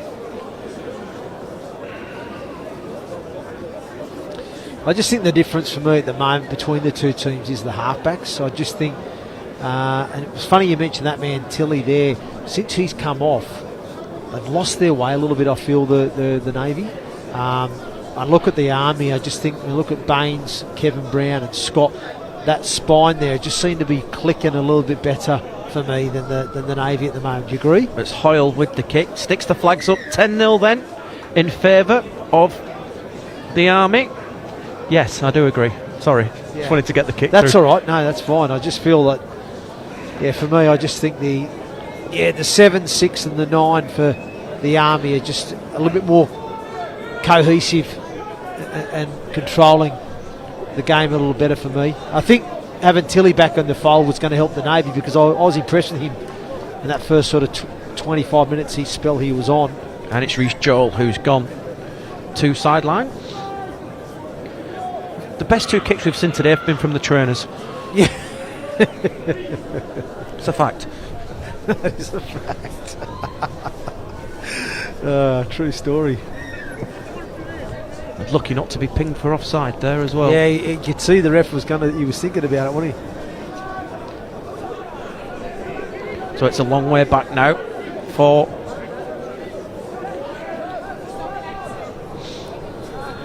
as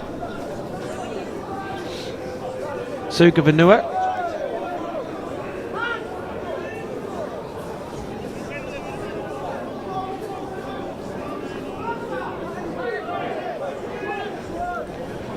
Scott at dummy half then, down this left hand side. And good contact.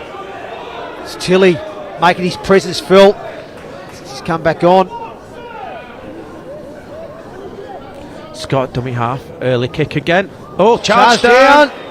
Can Brown get back though and recover? And he can. He has. And it will be another set of 6. No. Oh, no. Brown's got it back. Yeah, he's got it back, I thought the referee was signalling it was someone else.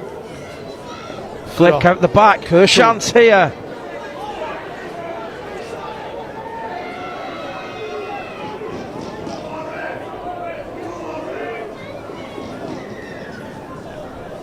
He's gone down here, the Army player.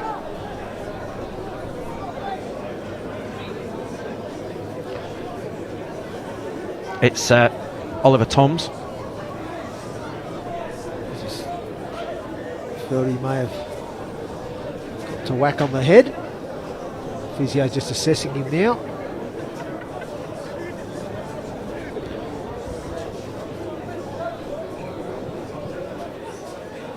It looks like he's good to go.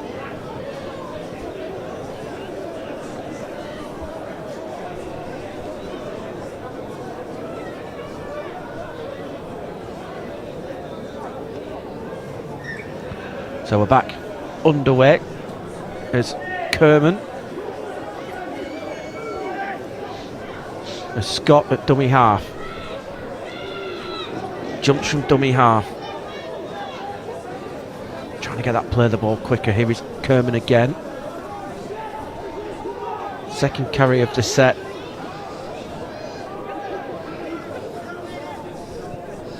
There's Baines then. Here is Brown. Fullback's on his way. Here he is. Round the outside. Tries to get away. Does Jake Boardman. It's the best set move they've put on all afternoon. Yeah, the Army. It's nice. There's Baines.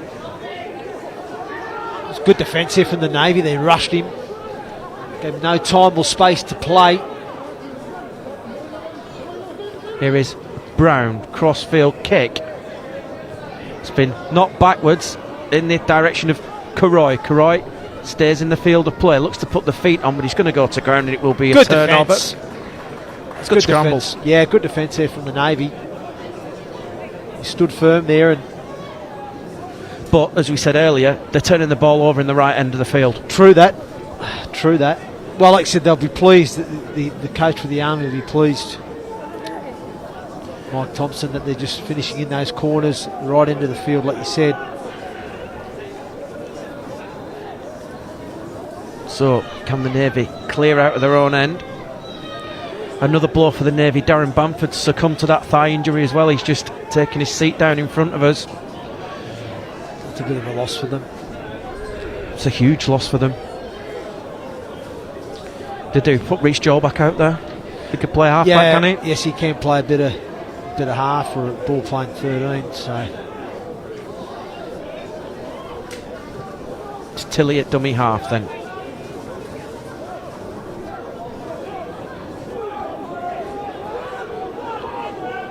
And they've only made halfway in the last tackle already as kick goes downfield from Callum Cohn. It's well taken by Jake Boardman. It's a good chase here from the Navy. We'll start on their own 20. Not a bad kick into the wind, to be fair. Here is Karoy. Stolen one-on-one. That's play on. So, first real chance of this second half for the Royal Navy. There's two in that tackle though, so that is going to be a penalty. The law has changed, reverted to the 2020 version. That's correct. So it has to be a genuine one-on-one steal. You can't drop off, leave one player and steal the ball anymore. It's a good... caused a bit of consternation that last year, didn't it? Yeah, it did. I'm glad that rule's come back in. We're just seeing now the Betfred replay. There was two in the tackle clearly. Baines was in there with the wingman Karoy, and and it revert back to that discipline that we spoke about earlier, Matt. You know, it's killing both teams. And now this is a really good opportunity for the Navy. They've got to build some pressure.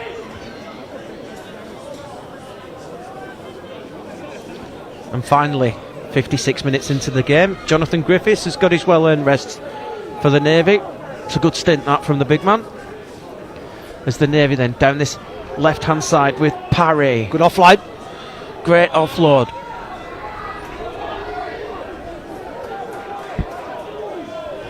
Three out then. What have the Navy got up the sleeve? Good hands. God. Here is Houghton into the line. Houghton needs a drop off. Didn't he draw? That's a penalty. That's a penalty. It's a high tackle. That is a penalty. Yeah, it's just staying down. Yeah. But back-to-back penalties. What did we say at Mayfield a couple of weeks ago? Yeah.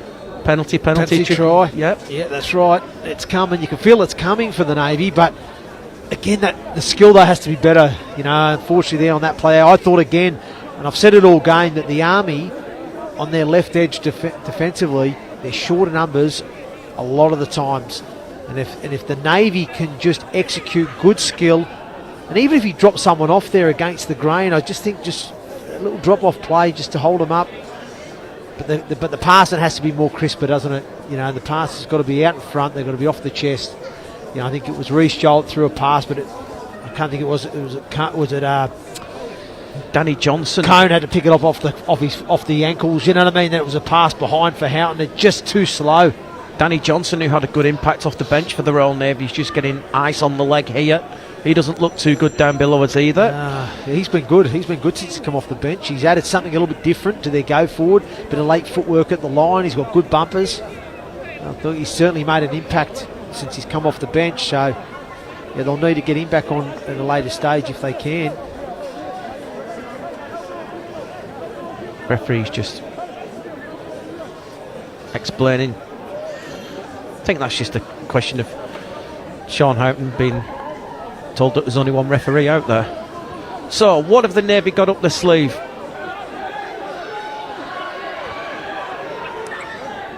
Here is Parry.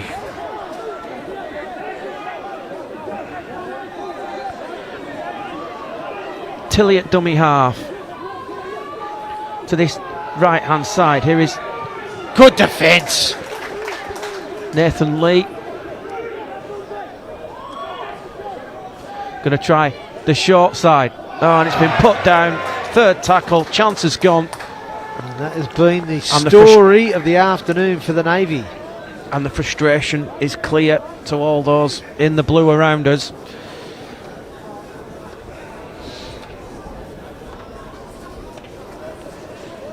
But you've got to credit the defence from the Army. They are working for each other. They're scrambling. And they are forcing some of these errors. As much as the Navy are making errors, they're getting forced on some occasions from the strong defence from the Army.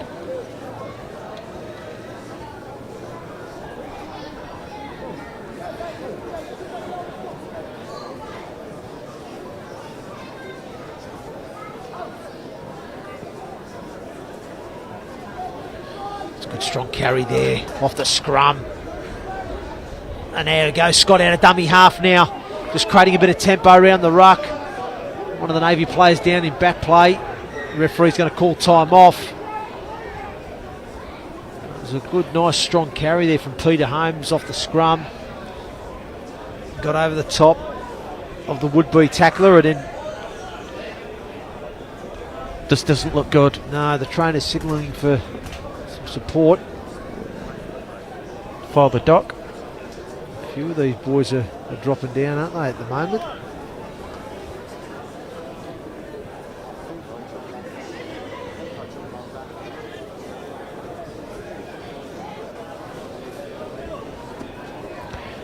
In the next round, of course, clubs from the Betfred Championship join the competition. The draw for the next 2 rounds will take place at the conclusion of things this weekend.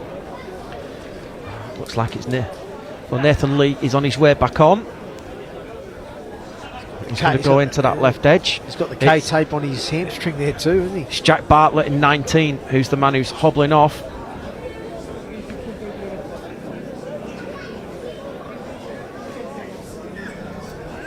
So we're back underway with Toms, Scott at dummy half, to Kerman. It's been solid, hasn't he, Kerman, for his team? Yeah, there's great kick from Baines. Baines gets the kick away. This is a 40-20. Superb kick. That's a 40-20, definitely. And it's going to give the Army field position. 10 away from the line. Use the conditions. Yep. Smart play there from Baines. Like you said, utilising the conditions to great effect. And it'll be a tap restart as Kerman then out at the back finds Baines. They're going early here with Liam Lindsay. Lindsay gets it away to Hoyle. And Hoyle. Hoyle's just lost it. It's play on. At the back, and it's play on to Houghton. There's a chance. Play on for Houghton. Short Houghton. Can he get the legs away? No, it's great cover from his opposite number, Jake Boardman. Here is Dakaliga. Head-eye tackle. And is this what the moment that turns the game on its head? The Army with one fantastic play. Baines with the kick, the touch finder, the 40-20. Then they attack off the back of that from right to left. We just have a look on the replay. The head-eye tackle there from Kerman. Yeah, who's, like I said, he's He's been industrious this afternoon for his side. He's been a workhorse in the middle for the Army, but just a little bit sloppy on that occasion. But again, it was a try-scoring opportunity gone begging. It was Hoyle that just tried to force that offload, didn't quite need it, and Houghton, Johnny on the spot, picks it up and away he goes. Makes the line break. The Army are looking to get one of the big boppers back. Nathan Welsh is prowling sideline at the moment as Griffiths, who's been forced back out there quickly due to the injury situation. Can the Navy strike then with Nathan Lee? Tilley at dummy half. Coming to this left-hand side. Here is Houghton again.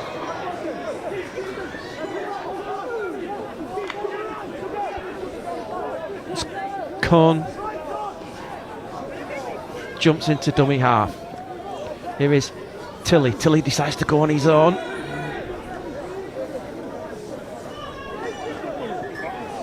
And he's lost it.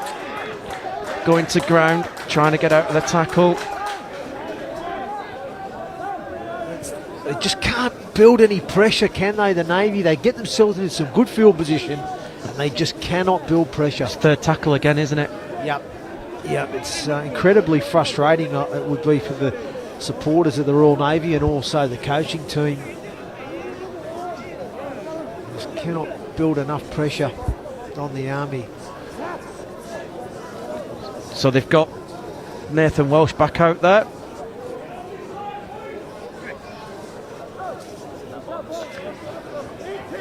Instead they're going to go with Sugavanua.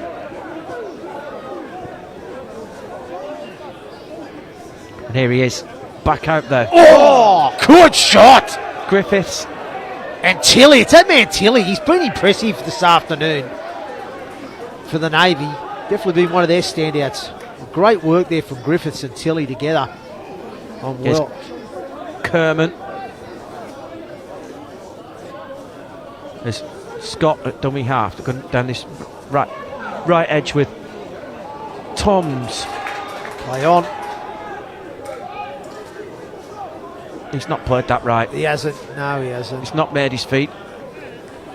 It's going to be a turnover. Will be. So another opportunity for the Navy in good field position. They need to get to an end of set, don't they? Yep. It was Declan Burns that time. He's just tried to play it too quickly, hasn't he? Not made his feet again, and been very impressed with our officials this afternoon. Referee's had not an easy game to control, is it? And he's done well.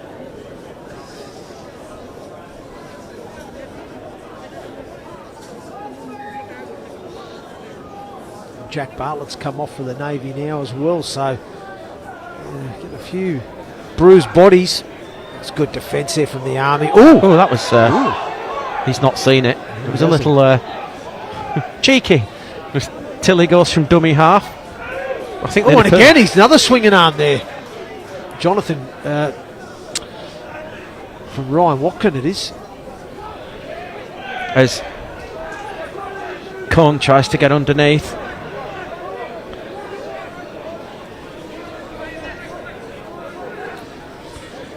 Here is. It's good defence from the Army. That's great defence. Wasn't the best pass, was it? No momentum when he caught the ball. Was Tilley at dummy half. Then here is Griffiths.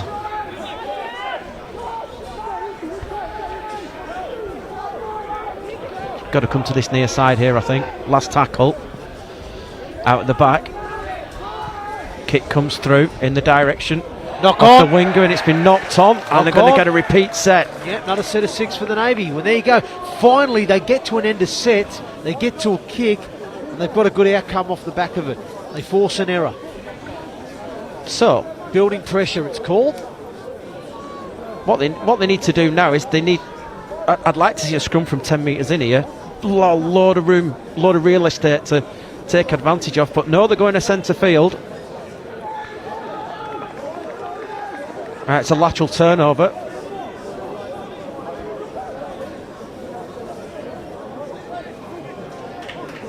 So, huge chance for the Navy then, as we get towards the end of this game with Griffiths. He's gone well today, hasn't he, Griffiths? He's been working hard for his team. Tilly at dummy half, tries to steal one. Oh, great defence from the Army. Fantastic defence. Here's Houghton into the line. Houghton straightens up, didn't want to cause the shepherd then with Sugden. A little bit pedestrian that play there, wasn't it? There's Tilly at dummy half. Oh, and he's lost it. There's no advantage. He'll come back for the scrum. And we're off to centre field.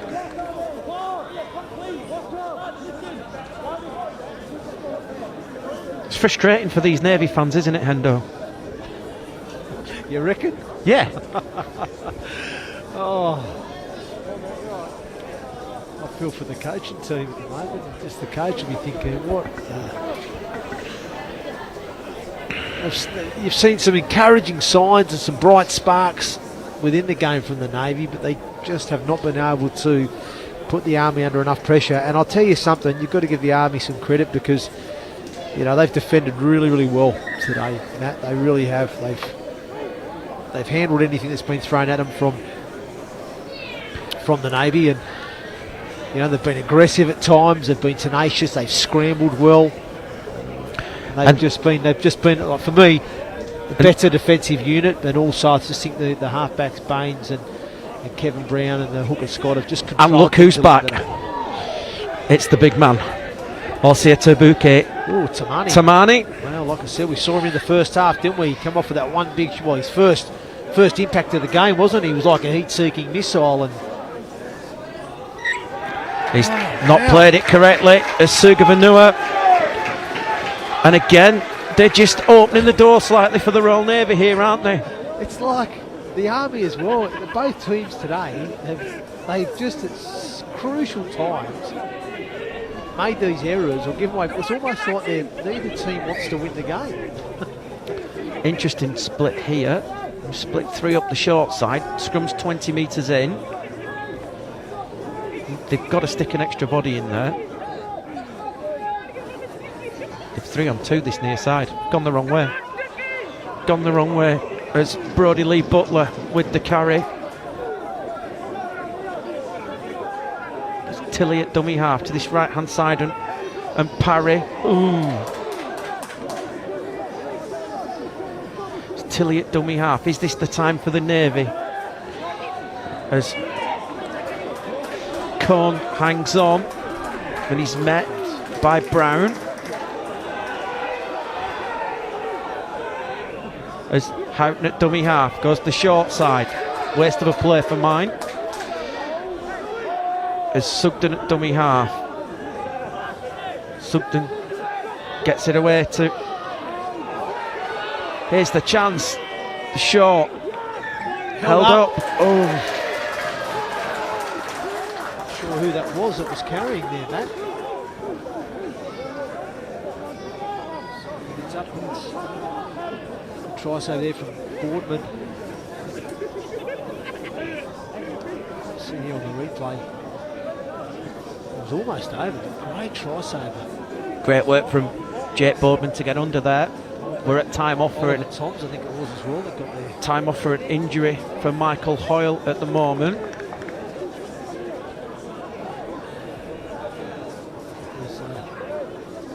Jim Teixeira. Yeah, Teixeira. The man that almost got himself over. It was close, but not close enough. Good scramble again from the Army.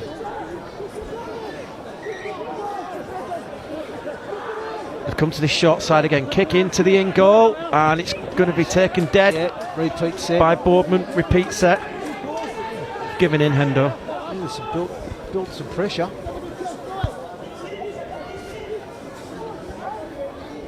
It's good. It's good there from the Navy. But I have to give credit again to the Army's defence. They're working hard for each other. It's Hoyle with the dropout.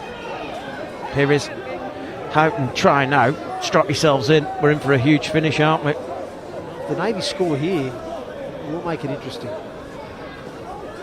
It's Griffiths. Got to go left. Got to play on the keep go here. Tilly to this left-hand side. Good ball. Chance. with Lees. Nathan Lee. Good play the ball. Down the short side. Here's He's a over! goal! They're in at the corner. It's Gavin Duffy, the left winger. Game on. Game on.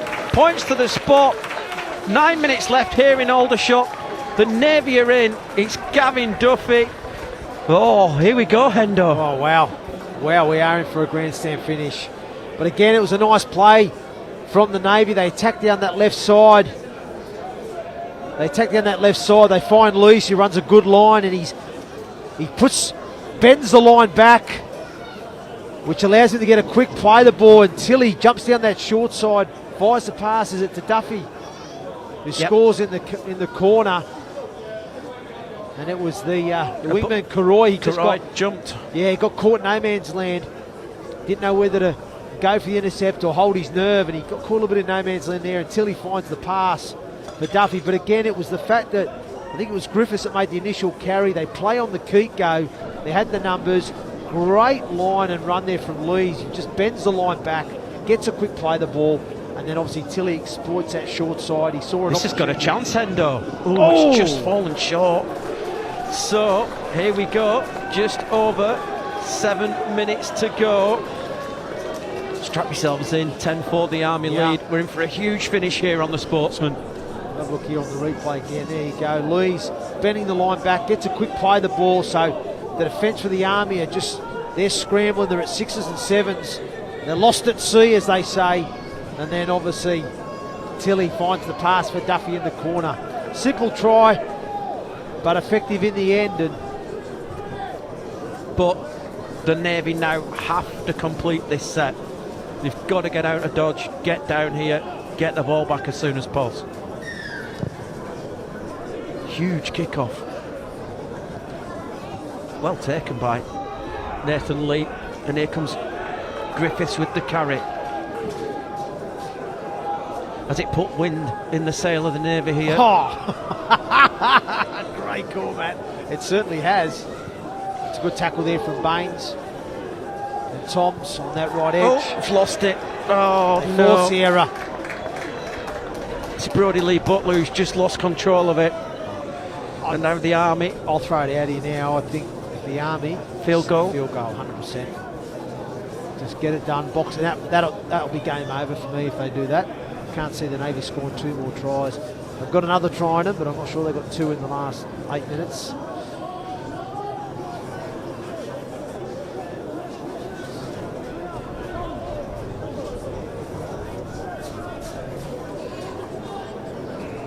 The next round of the Betfred Challenge Cup, 12th and 13th of February. Oh! Kevin Brown. Lost it. Kevin Brown, he's lost it. It's been ruled as lost it. Oh, I thought he regathered that. The referee's called it. Quick call from the official. So the Navy are going to get the ball back. Yeah, he's challenging the referee, isn't he? I thought he regathered it, to be honest. But the referee's called it, said no, he's lost it. It's like I said before, Matt, isn't it? It's like both teams are doing their best to lose this game, aren't they? It's like neither team's doing the best they can to win it. They're just compounding themselves and putting themselves under pressure time and time again. Here is Brodie Lee Butler as Tilly waits at dummy half. Might just hang off with the player of the match choice at the moment. Hendo, let's I think so, yeah. Let's see what happens. It's a tricky one. I'm glad I'm not doing it. Yeah, it's a tricky one today because this. Yeah, it's a tricky one. Anyway, Tilly from dummy half, good run, gets into Army territory. As Reece Joel, I think it was. Yeah, carried that one. Here's another man who's done a lot of work today. James Parry. That's 6 to go. That's 6 to go. 6 to go. Here we go. Oh, wow. Wow. As Gaskell. We're in for a finish here, folks. It's Tilly at dummy half. Goes to that left-hand side. Out to Parry via Houghton. Left. It's got to go left. It's got numbers left. As Tilly goes to that left-hand side. Here is Joel. Good line from Nathan Lee. 10 away from the line. Are we in for late drama here in Aldershot as Tilly gets it out? to Duffy. They've got to be scoring near the middle and foot as well, haven't they, with this wind? As Tilly at dummy half gets it away to Griffiths. He's over! He's in! Oh, wow! What about this? 2 in 3 minutes for the Royal Navy. And all of a sudden, we are at game on here in the Betfred Challenge Cup. Wow. The power play near the line. It was James Tilley again who's been the architect with the pass play. And he finds that man, Jonathan Griffiths, who's been outstanding today for his team. He's done some big minutes. Been hugely industrious for the Navy. And he powers over close to the line. And here's the replay, Hendo. Tilly there just signaling marshalling his troops. And there you go, the 2 front rowers there. Running lead lines close to the line. And he picks the pass to Tilly. He finds Griffiths.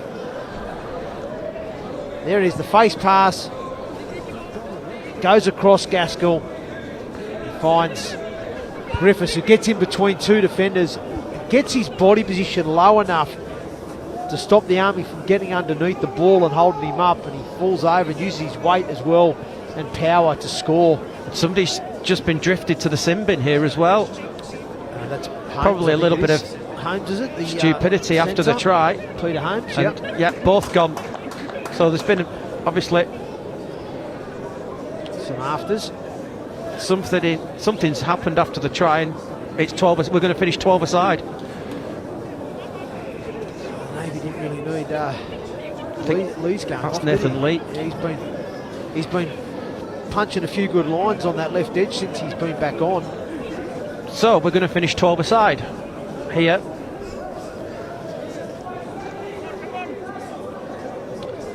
Well, it's all on this kick now, isn't it? Reece Joel been handed the duties to kick this. A tough kick going into this wind. Pressure on him now to keep this game alive. We are on a rolling clock here on the Sportsman, just to let you know. So there's still probably a good 5 minutes left in this game. Could be right. Huge kick. Huge kick.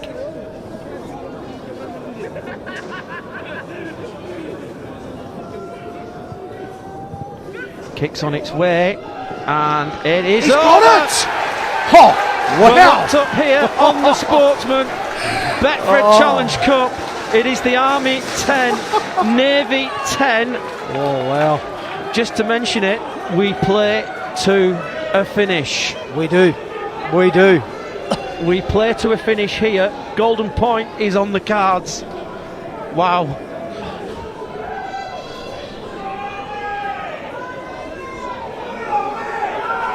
Well, the crowd's certainly coming alive now. I'll take more than 80 minutes of this now. What about that goal kick there going into the wind, just holding up, and everyone's on the edge of their seats. Is it going to go over? The wind was blowing it back and it just finds itself over. Great kick from Reece Joel under pressure. He delivers. But we still have some time to go here, folks. Yeah, we're at 80 minutes. I would think we've got a good 5 minutes left here. It is essentially Golden Point from here. As Houghton takes the ball. Here is Parry. Tilly at dummy half.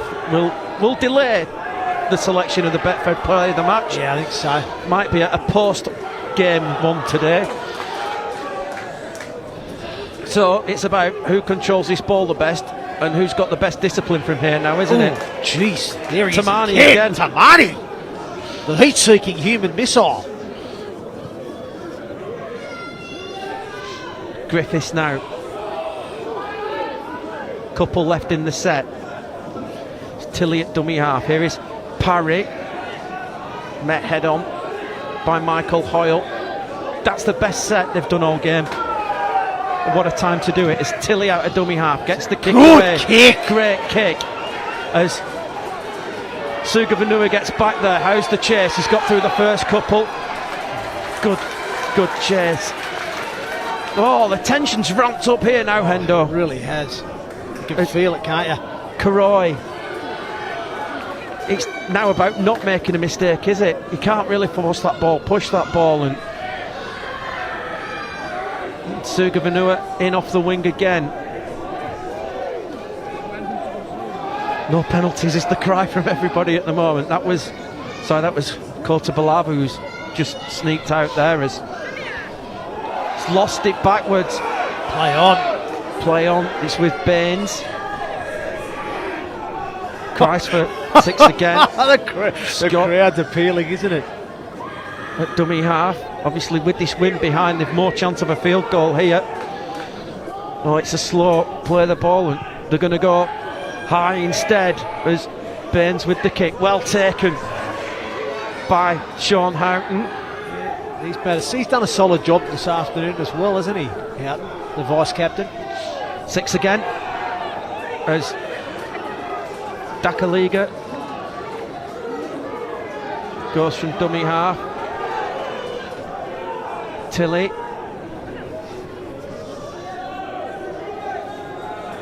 Well, what a finish, what a game. You can feel it, can't you? I can feel the nerves of both teams. Oh, it's brilliant. I love it. Tilly at dummy half. Good line. Good line. That's Brodie Lee Butler again as Tilly at dummy half. What an influence he's had. Chance. Reece Joel. Into centre field. Couple left in the set. They're probably going to have to go for 4 rather than the field goal. Here we go. Who's got a boot big enough? As Tilly at dummy half gets it dropped onto the boot. It's bounced up for somebody who's got it. Knock on. Oh, they right. Maybe you're going to get the ball back. Oh wow. Well, what do? Do they go and just drop the goal and play one now? You've got. You know what I mean? This wind. I know. We've got the Royal Navy media officer next to us, and he can't sit down now. The iPad's gone. The ticker's pumping. Like for me now, they're 10 metres out. I would have put the play on the 20, thrown it straight to the halfback, dropped the goal, win the game. That's what I'd have done. Scrummed it. There's got to only be scrum 20 in. 20 in. Set up your halfback. Fire the pass to him. Drop it over. Right, because he's positioned right in front of the post. You know what I mean? Yep, 4-1 split. They're going to go to this left-hand side as Houghton gets it away to Brodie Lee Butler. Oh! He's got it out. It's a penalty. It's double movement. It's a penalty. No, it's a penalty. They should have set up, just done the drop goal. Double movement. Oh, this is so nerve-wracking. And it's still 12 aside, by the way. I'll tell you something. It hasn't been the prettiest of spectacles, but the end of this game is enthralling. Peter Holmes and Nathan Lee are still in the sin bin, don't forget. Yeah.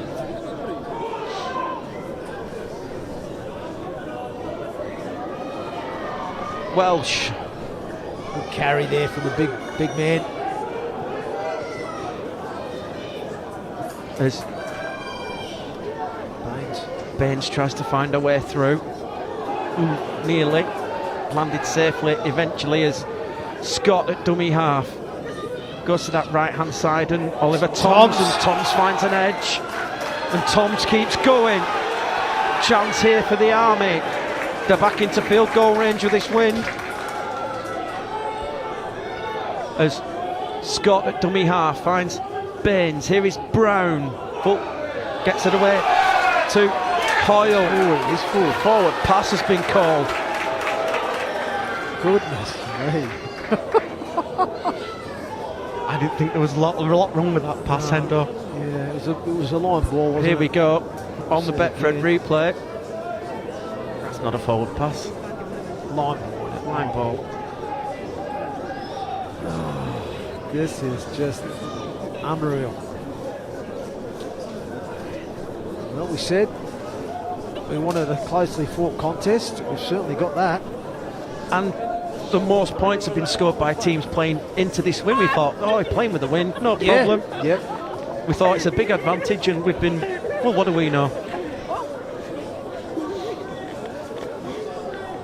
So if we are level at full time, we'll go into golden point. It'll be the first team to score that wins by either field goal, penalty or try. Teams will change end every 5 minutes. Here's Brodie Lee Butler, who's been impressive since getting off the bench, and Butler still going. Good play. It's Tilly at dummy half.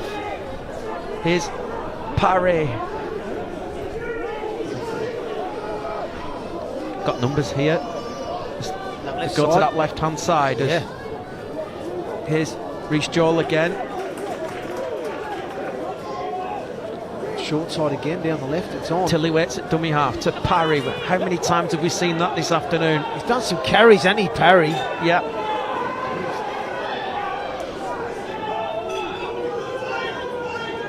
Dakaliga. Here's the drop goal.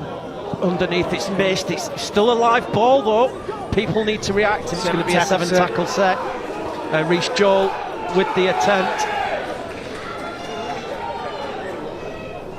As Jet Boardman tries to get us back underway.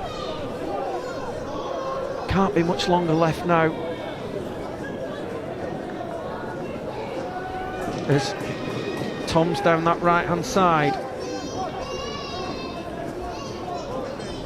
As Kerman. Scott at dummy half gets chance to jump. Markers weren't set. And Tilly brings him to ground on halfway.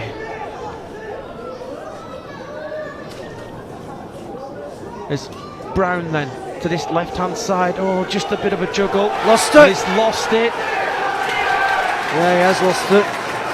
Oh, the Navy boys on the saw line are getting pumped up, Bit of a aren't ball they? steal in there. And the reserve referee just trying to calm things down. Time off called. You just get a sense that when I'm looking at both camps here from up above, the Navy just seem to have that little bit more belief, or sense of feeling that it's going to come for them. Whereas the Army, look at the Army side of things, they just don't seem to. If you look at the body language there of the support staff and the players, there's almost a more of a nervous sort of energy and a nervous edge. When you look at the Navy, there's like a bit more sort of positive energy and a bit of more, I think, a bit more belief they're going to get this game.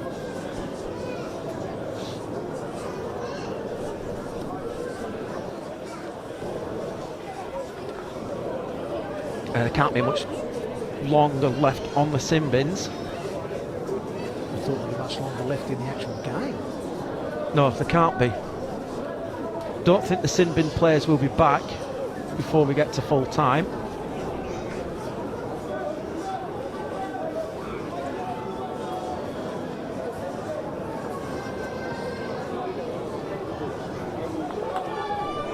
Tilly from the base gets it to Houghton.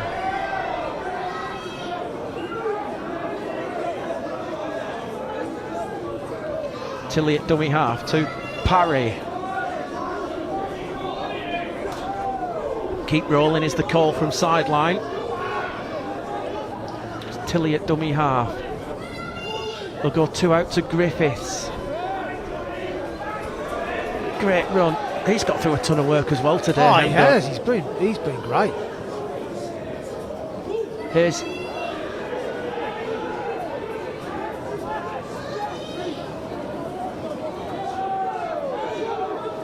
as Tilly waits at dummy half. Here is Griffiths. Though there was a slight gap. And Kota Balabi did really well to get their last tackle. Set up in front of the post. Here we come with a drop goal. It's away. It's going to hold up in the wind. Oh, and it's been dropped. Penalty taken in the air. Tackled in the air. Oh, it was heading over the drop goal attempt, and it's been held up in the wind. It was on target. It was on target. It was going. Gone. Not happening. Not happening. But there's definitely a penalty there. Tackle in the air. Yeah, tackled in the air on Sean, on Jake Boardman. Yeah. Surely can't be long left in this game when we get to full time if we are level.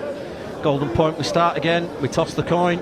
We literally start a new game and we play until the first team scores and we swap ends every 5 minutes. Ooh. Hold on to your horses. Wow.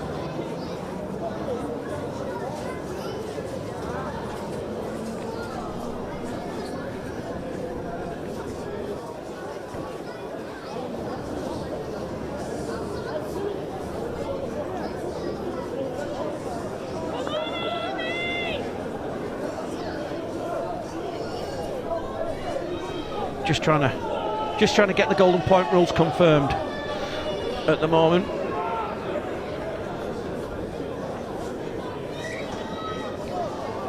As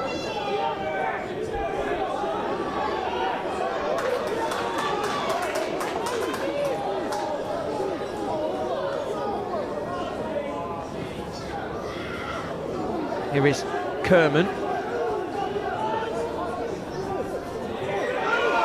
Error! Oh, he's not played it right. right. Well, they've got to pack. They've got to pack quickly. Jonathan Griffiths just trying to encourage his teammates to pack it quickly.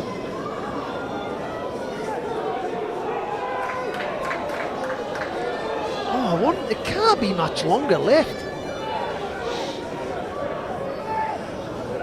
Oh, this has been an incredible end to this game. Right, here is Griffiths. He's been outstanding, hasn't he, Griffiths, today? As Tilly goes to this left-hand side.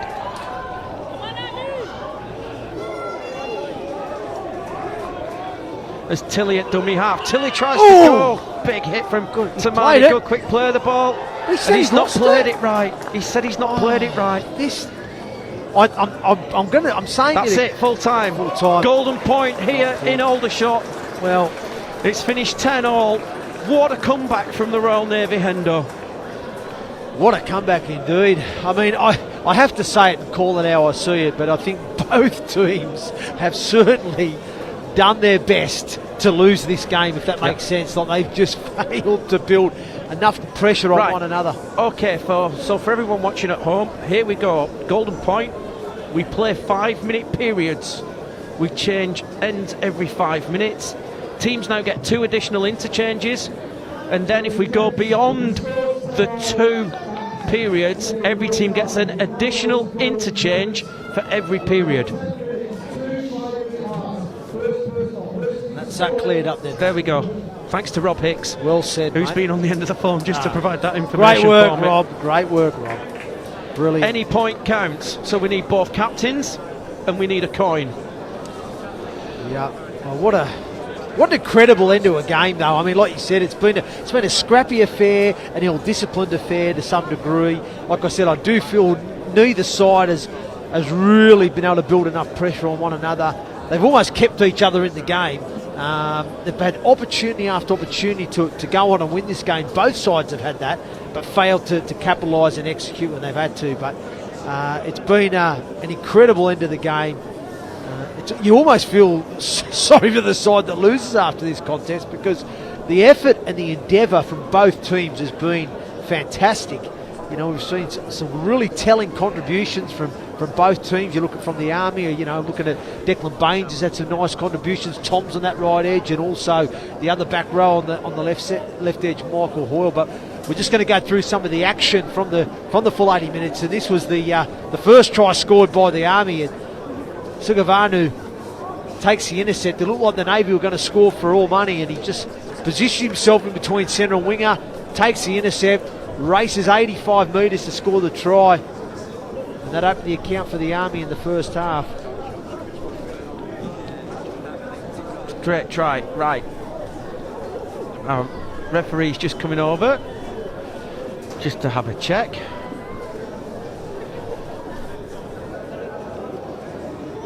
He wants a drink. He needs it after 80 minutes, the young fella. Yeah. He's done a decent job. Yeah, he has. But anyway, here's the other try that we scored from the Army. It was Declan Baines who he threw the dummy, put the afterburners on, accelerated through the hole, made the initial line break, stepped off the right foot twice to get around 2 Navy defenders, and the supporting Kevin Brown on the outside finishes a superb try for the Army in the first half. And we see it again. Baines, right foot step around Houghton, right foot step around the Navy wingman, and then finds a supporting Kevin Brown just off his left hip. It's good support play there from the opposite half. So the Navy are going to get first use of the wind. They're the only team who've got away a couple of... Just see the conversion. That was the penalty that made it 10-0, and we thought they'd done the business there, didn't we? So we did. So here we go, golden point here on the Sportsman. It's 10-10, and the Army kicking into this wind are going to get first use of the football, and golden point is underway here on the Sportsman. And Peter Holmes back from the sin bin, who gets first use of the ball, as Kota Balavu out there now. Matthew Scott, who's probably in Hendo's radar for man of the match as well, as Brian Watkin with the carry. They get to halfway, as Liam Lindsay with the carry. They're inside Navy territory. They've not been down this end for quite a while, as Scott at dummy half gets away from one. Scott, he's been lively, hasn't he? I think he's had a really good game. He's been on for the majority of the game. He's pretty much played the full game. Couple left in the set as Brown tries the short side, as ball's gone through the hands too quickly. It's gone into touch, and the Navy will get the ball midway inside their own half.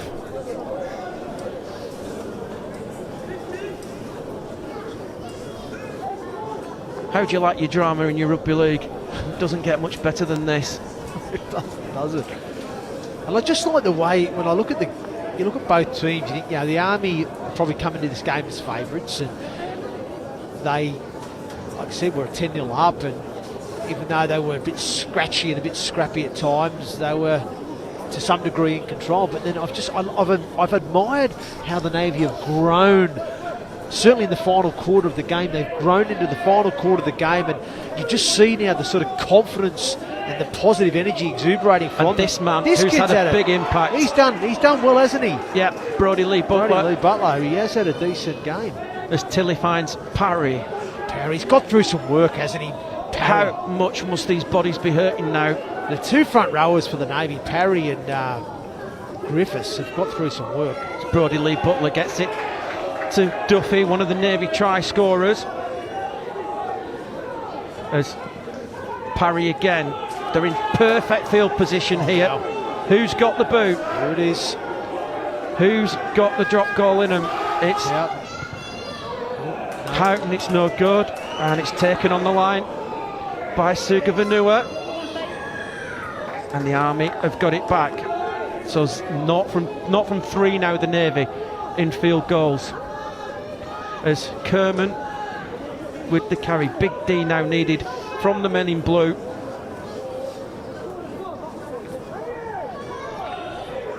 Oh, good shot! Great shot. Great tackle. Butler and Parry.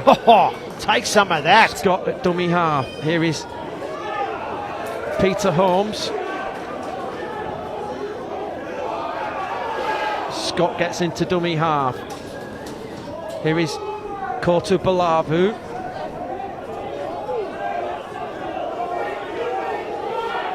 Last tackle, Scott at dummy half.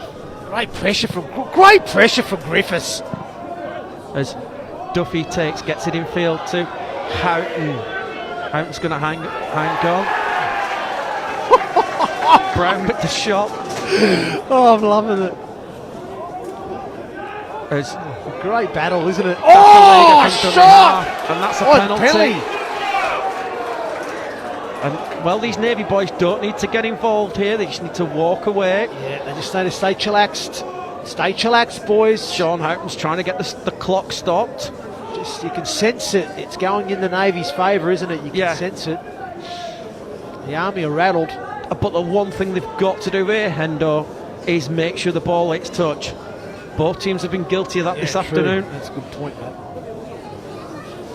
Is it kickable with this wind? No, you're dreaming, Matthew. You're dreaming. Well, you're dreaming.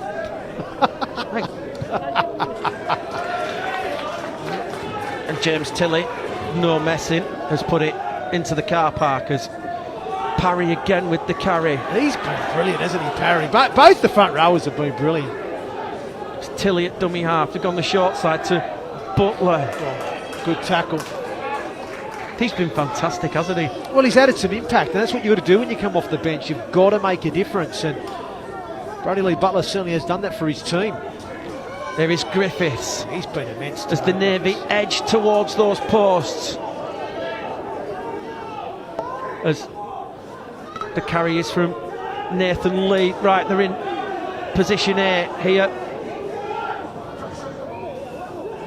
And it's gone to Teixeira instead. Teixeira for the line. Oh, he's just short. Right, this is the play. This is the play. Tilly from dummy half. Tilly gets it away. They're over! It's over! Oh, wow! They've won it. The Royal Navy are through to the next round with the try here in Golden Point. Time off blown by the official. What drama here in Aldershot. Everybody lined up for the drop goal, and James Tilly is the calmest man in the ground, and the Royal Navy have won it here in Aldershot by 14 points to 10. Wow, they will be in the third round of the Betfred Challenge Cup in 2 weeks' time. What about the crafty play from Tilly? Very crafty. Is it Reece Joel? To be honest, I've struggled to see the numbers on the back. Tilly thought he'd got in himself. What an offload. And it is Joseph Sugden who's got the winner here for the Royal Navy. Wow. What a finish. What a finish. What entertainment we've had here on the Sportsman. Sensational. Hendo, you've got to pick a player of the match. Well, wow. Well, I'm looking at that. Oh, it's a tough one. It's one of the front row from the Navy. That's it for me. It's one of the front row. I'm looking at the three names. I'm looking at Jonathan Griffiths, James Tilly, and James Parry, because I think the two front rowers have played big minutes. Obviously, particularly Griffiths, he's played huge minutes today. The workload that those front rowers have got through, and then when you look at Tilly, you know, the impact he's had. You know, I felt they were a better team at the start of the game when he was on. When he's come back on, you know, he's picked up the pass play down the short side that led to the try. He's had a hand in all three tries as Tilly. But do you know what? Normally you go for these people that set up tries, that score tries. I'm going to give my man of the match to Jonathan Griffiths. I just feel the work rate that he has produced today, he played big minutes. You can see how much it means to him as well. Just even seeing his kick pressure effort at the end there on Baines towards the back end, the energy, you know, he's played big minutes, mate. I'm going to give it to Jonathan Griffiths, the front row. It could have gone to either him or James Parry or James Tilly, but I think all three deserve it, to be fair. Everyone is on their feet here in the stand at Aldershot. What entertainment we've had here this afternoon. Well, wow. Yeah. Fantastic on the Sportsman. What a game. What a finish. What fantastic entertainment these forces sides have provided us here, and hopefully everybody on BFBS around the world have enjoyed it. All the action here from Aldershot. Oh wow, we'll just see the two teams come off. Great sportsmanship from both sides here. We can see here in Aldershot the tunnel formed. But congratulations to the Royal Navy. 10-0 down.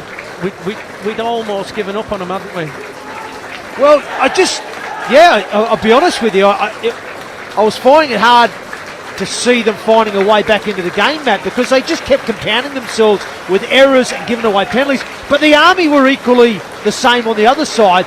They just obviously capitalised that a little bit better in the first half with the tries. But you've got to admire how the Navy, certainly in the final quarter of that game, found the energy and found a way of getting themselves back into the contest, and then to stay and stick with it. And and come through it and get the result is quite remarkable, to be honest. The Army will be bitterly disappointed because there was many a time and opportunity that they had to win the game, and they let it go. They're off for a picture in front of the scoreboard, and well deserved. Well deserved. Bragging rights go to the Royal Navy this afternoon. They progress to round 3 of the Betfred Challenge Cup. Where, if things go right tomorrow, Hendo, they could be taking the trip to Cougar Park. They could be. Here's the tries again. It'd be an honour to walk. Here's the interception from Kaji Sukavanua. This was the first try of the afternoon. Yep. It was just a case again of the Navy blowing their opportunity. Straight pass from Nathan Lee. Yep. And the big man right up the wing gets in there. Was the opening score for the Army in the first half. Great engine, great feet, wasn't it? Great speed. Well, it was just good positioning defensively because they were short of numbers. And it looked like it was going to be a try for all money for the Navy, but obviously Sukavanua had other ideas. He managed to position himself in between the centre and winger and pluck the ball out the air, which then led to the second try here. And this all came from Declan Baines, didn't it? Great break, dropped the shoulder, got through the line, got round Sean Houghton, and then Kev Brown on the spot to get over for his second try in the Betfred Challenge Cup. Yeah, I thought it was a real superb try. Individual effort there. Declan Baines, good, nice dummy. Turn of pace, accelerates through to make the initial line break. Gets around Houghton with the right foot step. Gets around the wingman as well from the Navy who was covering. And then finds Kev Brown on his left-hand shoulder. And Kev Brown extended the lead to 8 points to 0 at that point. Here's the comeback. Here's the first try. And that man, James Tilley. Yep, smart play. Smart play from the 9. It all started from the lead line from Lees. Lees bent the line back. He got a quick play the ball. And then Tilley just had the presence of mind and smarts to see that the Army defence was at 6s and 7s. Markers weren't set. And he exploited that short side with finding the pass play to Duffy. It was Karoy that got him caught in no man's land. Until he just finds that pass play. As you see it here again, jumps down that short side. Finds Duffy, and then they set up for the second try. And we can't underestimate the role of Nathan Lee. It's a 2 lead, isn't it? Correct. The double lead there. And Griffiths gets in between bodies, gets low and gets over. It's a fantastic try for Jonathan Griffiths, who's our man of the match this afternoon. We'll see it again. Tilley just eyes up his options. Lees and Griffiths running good, genuine lead lines into space. Tilley picks the pass. Griffiths gets in between the bodies, gets low and scores, powers over. And we had the 2 sin-binnings out of that. And here we are, golden point, last tackle. And this is the one that won it. Beautiful work there from Tilley. Again, everyone was expecting the long ball back deep to the halfback to drop the 1 pointer over. The Army defenders obviously just getting off their line rushing, but the calmness of Tilley to just throw the dummy, pull himself back, steady himself, and then get the nice little late offload to Sugden to win the game for the Navy and take them through to round 3. And they're still buzzing. You can hear the noise, the atmosphere, family, friends, supporters. They're buzzing. I get the feeling it's not going to be a quiet bus back to Portsmouth tonight. No, I don't think it will be. And don't forget, the Navy picked up a couple of injuries too. Bamford, the halfback, went off early. I think the other one, the kid that came off the bench, Danny Johnson, it made an impact. He didn't last too long either. So there were a couple of bodies down too at the back end, but they just found something from within. And well done to the Royal Navy. They should be really, really proud of the resilience and the effort that they showed. Certainly the back end with some of the things that they faced, and to not only get it back into the contest but to go on and win it was quite remarkable. So thank you very much for joining us here in Aldershot on the Sportsman this afternoon. The beers are on the way out onto the pitch already. Hendo, good luck tomorrow against Hunsley. Thank you. Good luck to everybody else who've got their games in the Challenge Cup. Also to all the championship clubs who begin their campaign this weekend. You can catch games on all sorts of places this weekend if you love your rugby league. But from me and Hendo down here in Aldershot, thank you for joining us for the drama here this afternoon.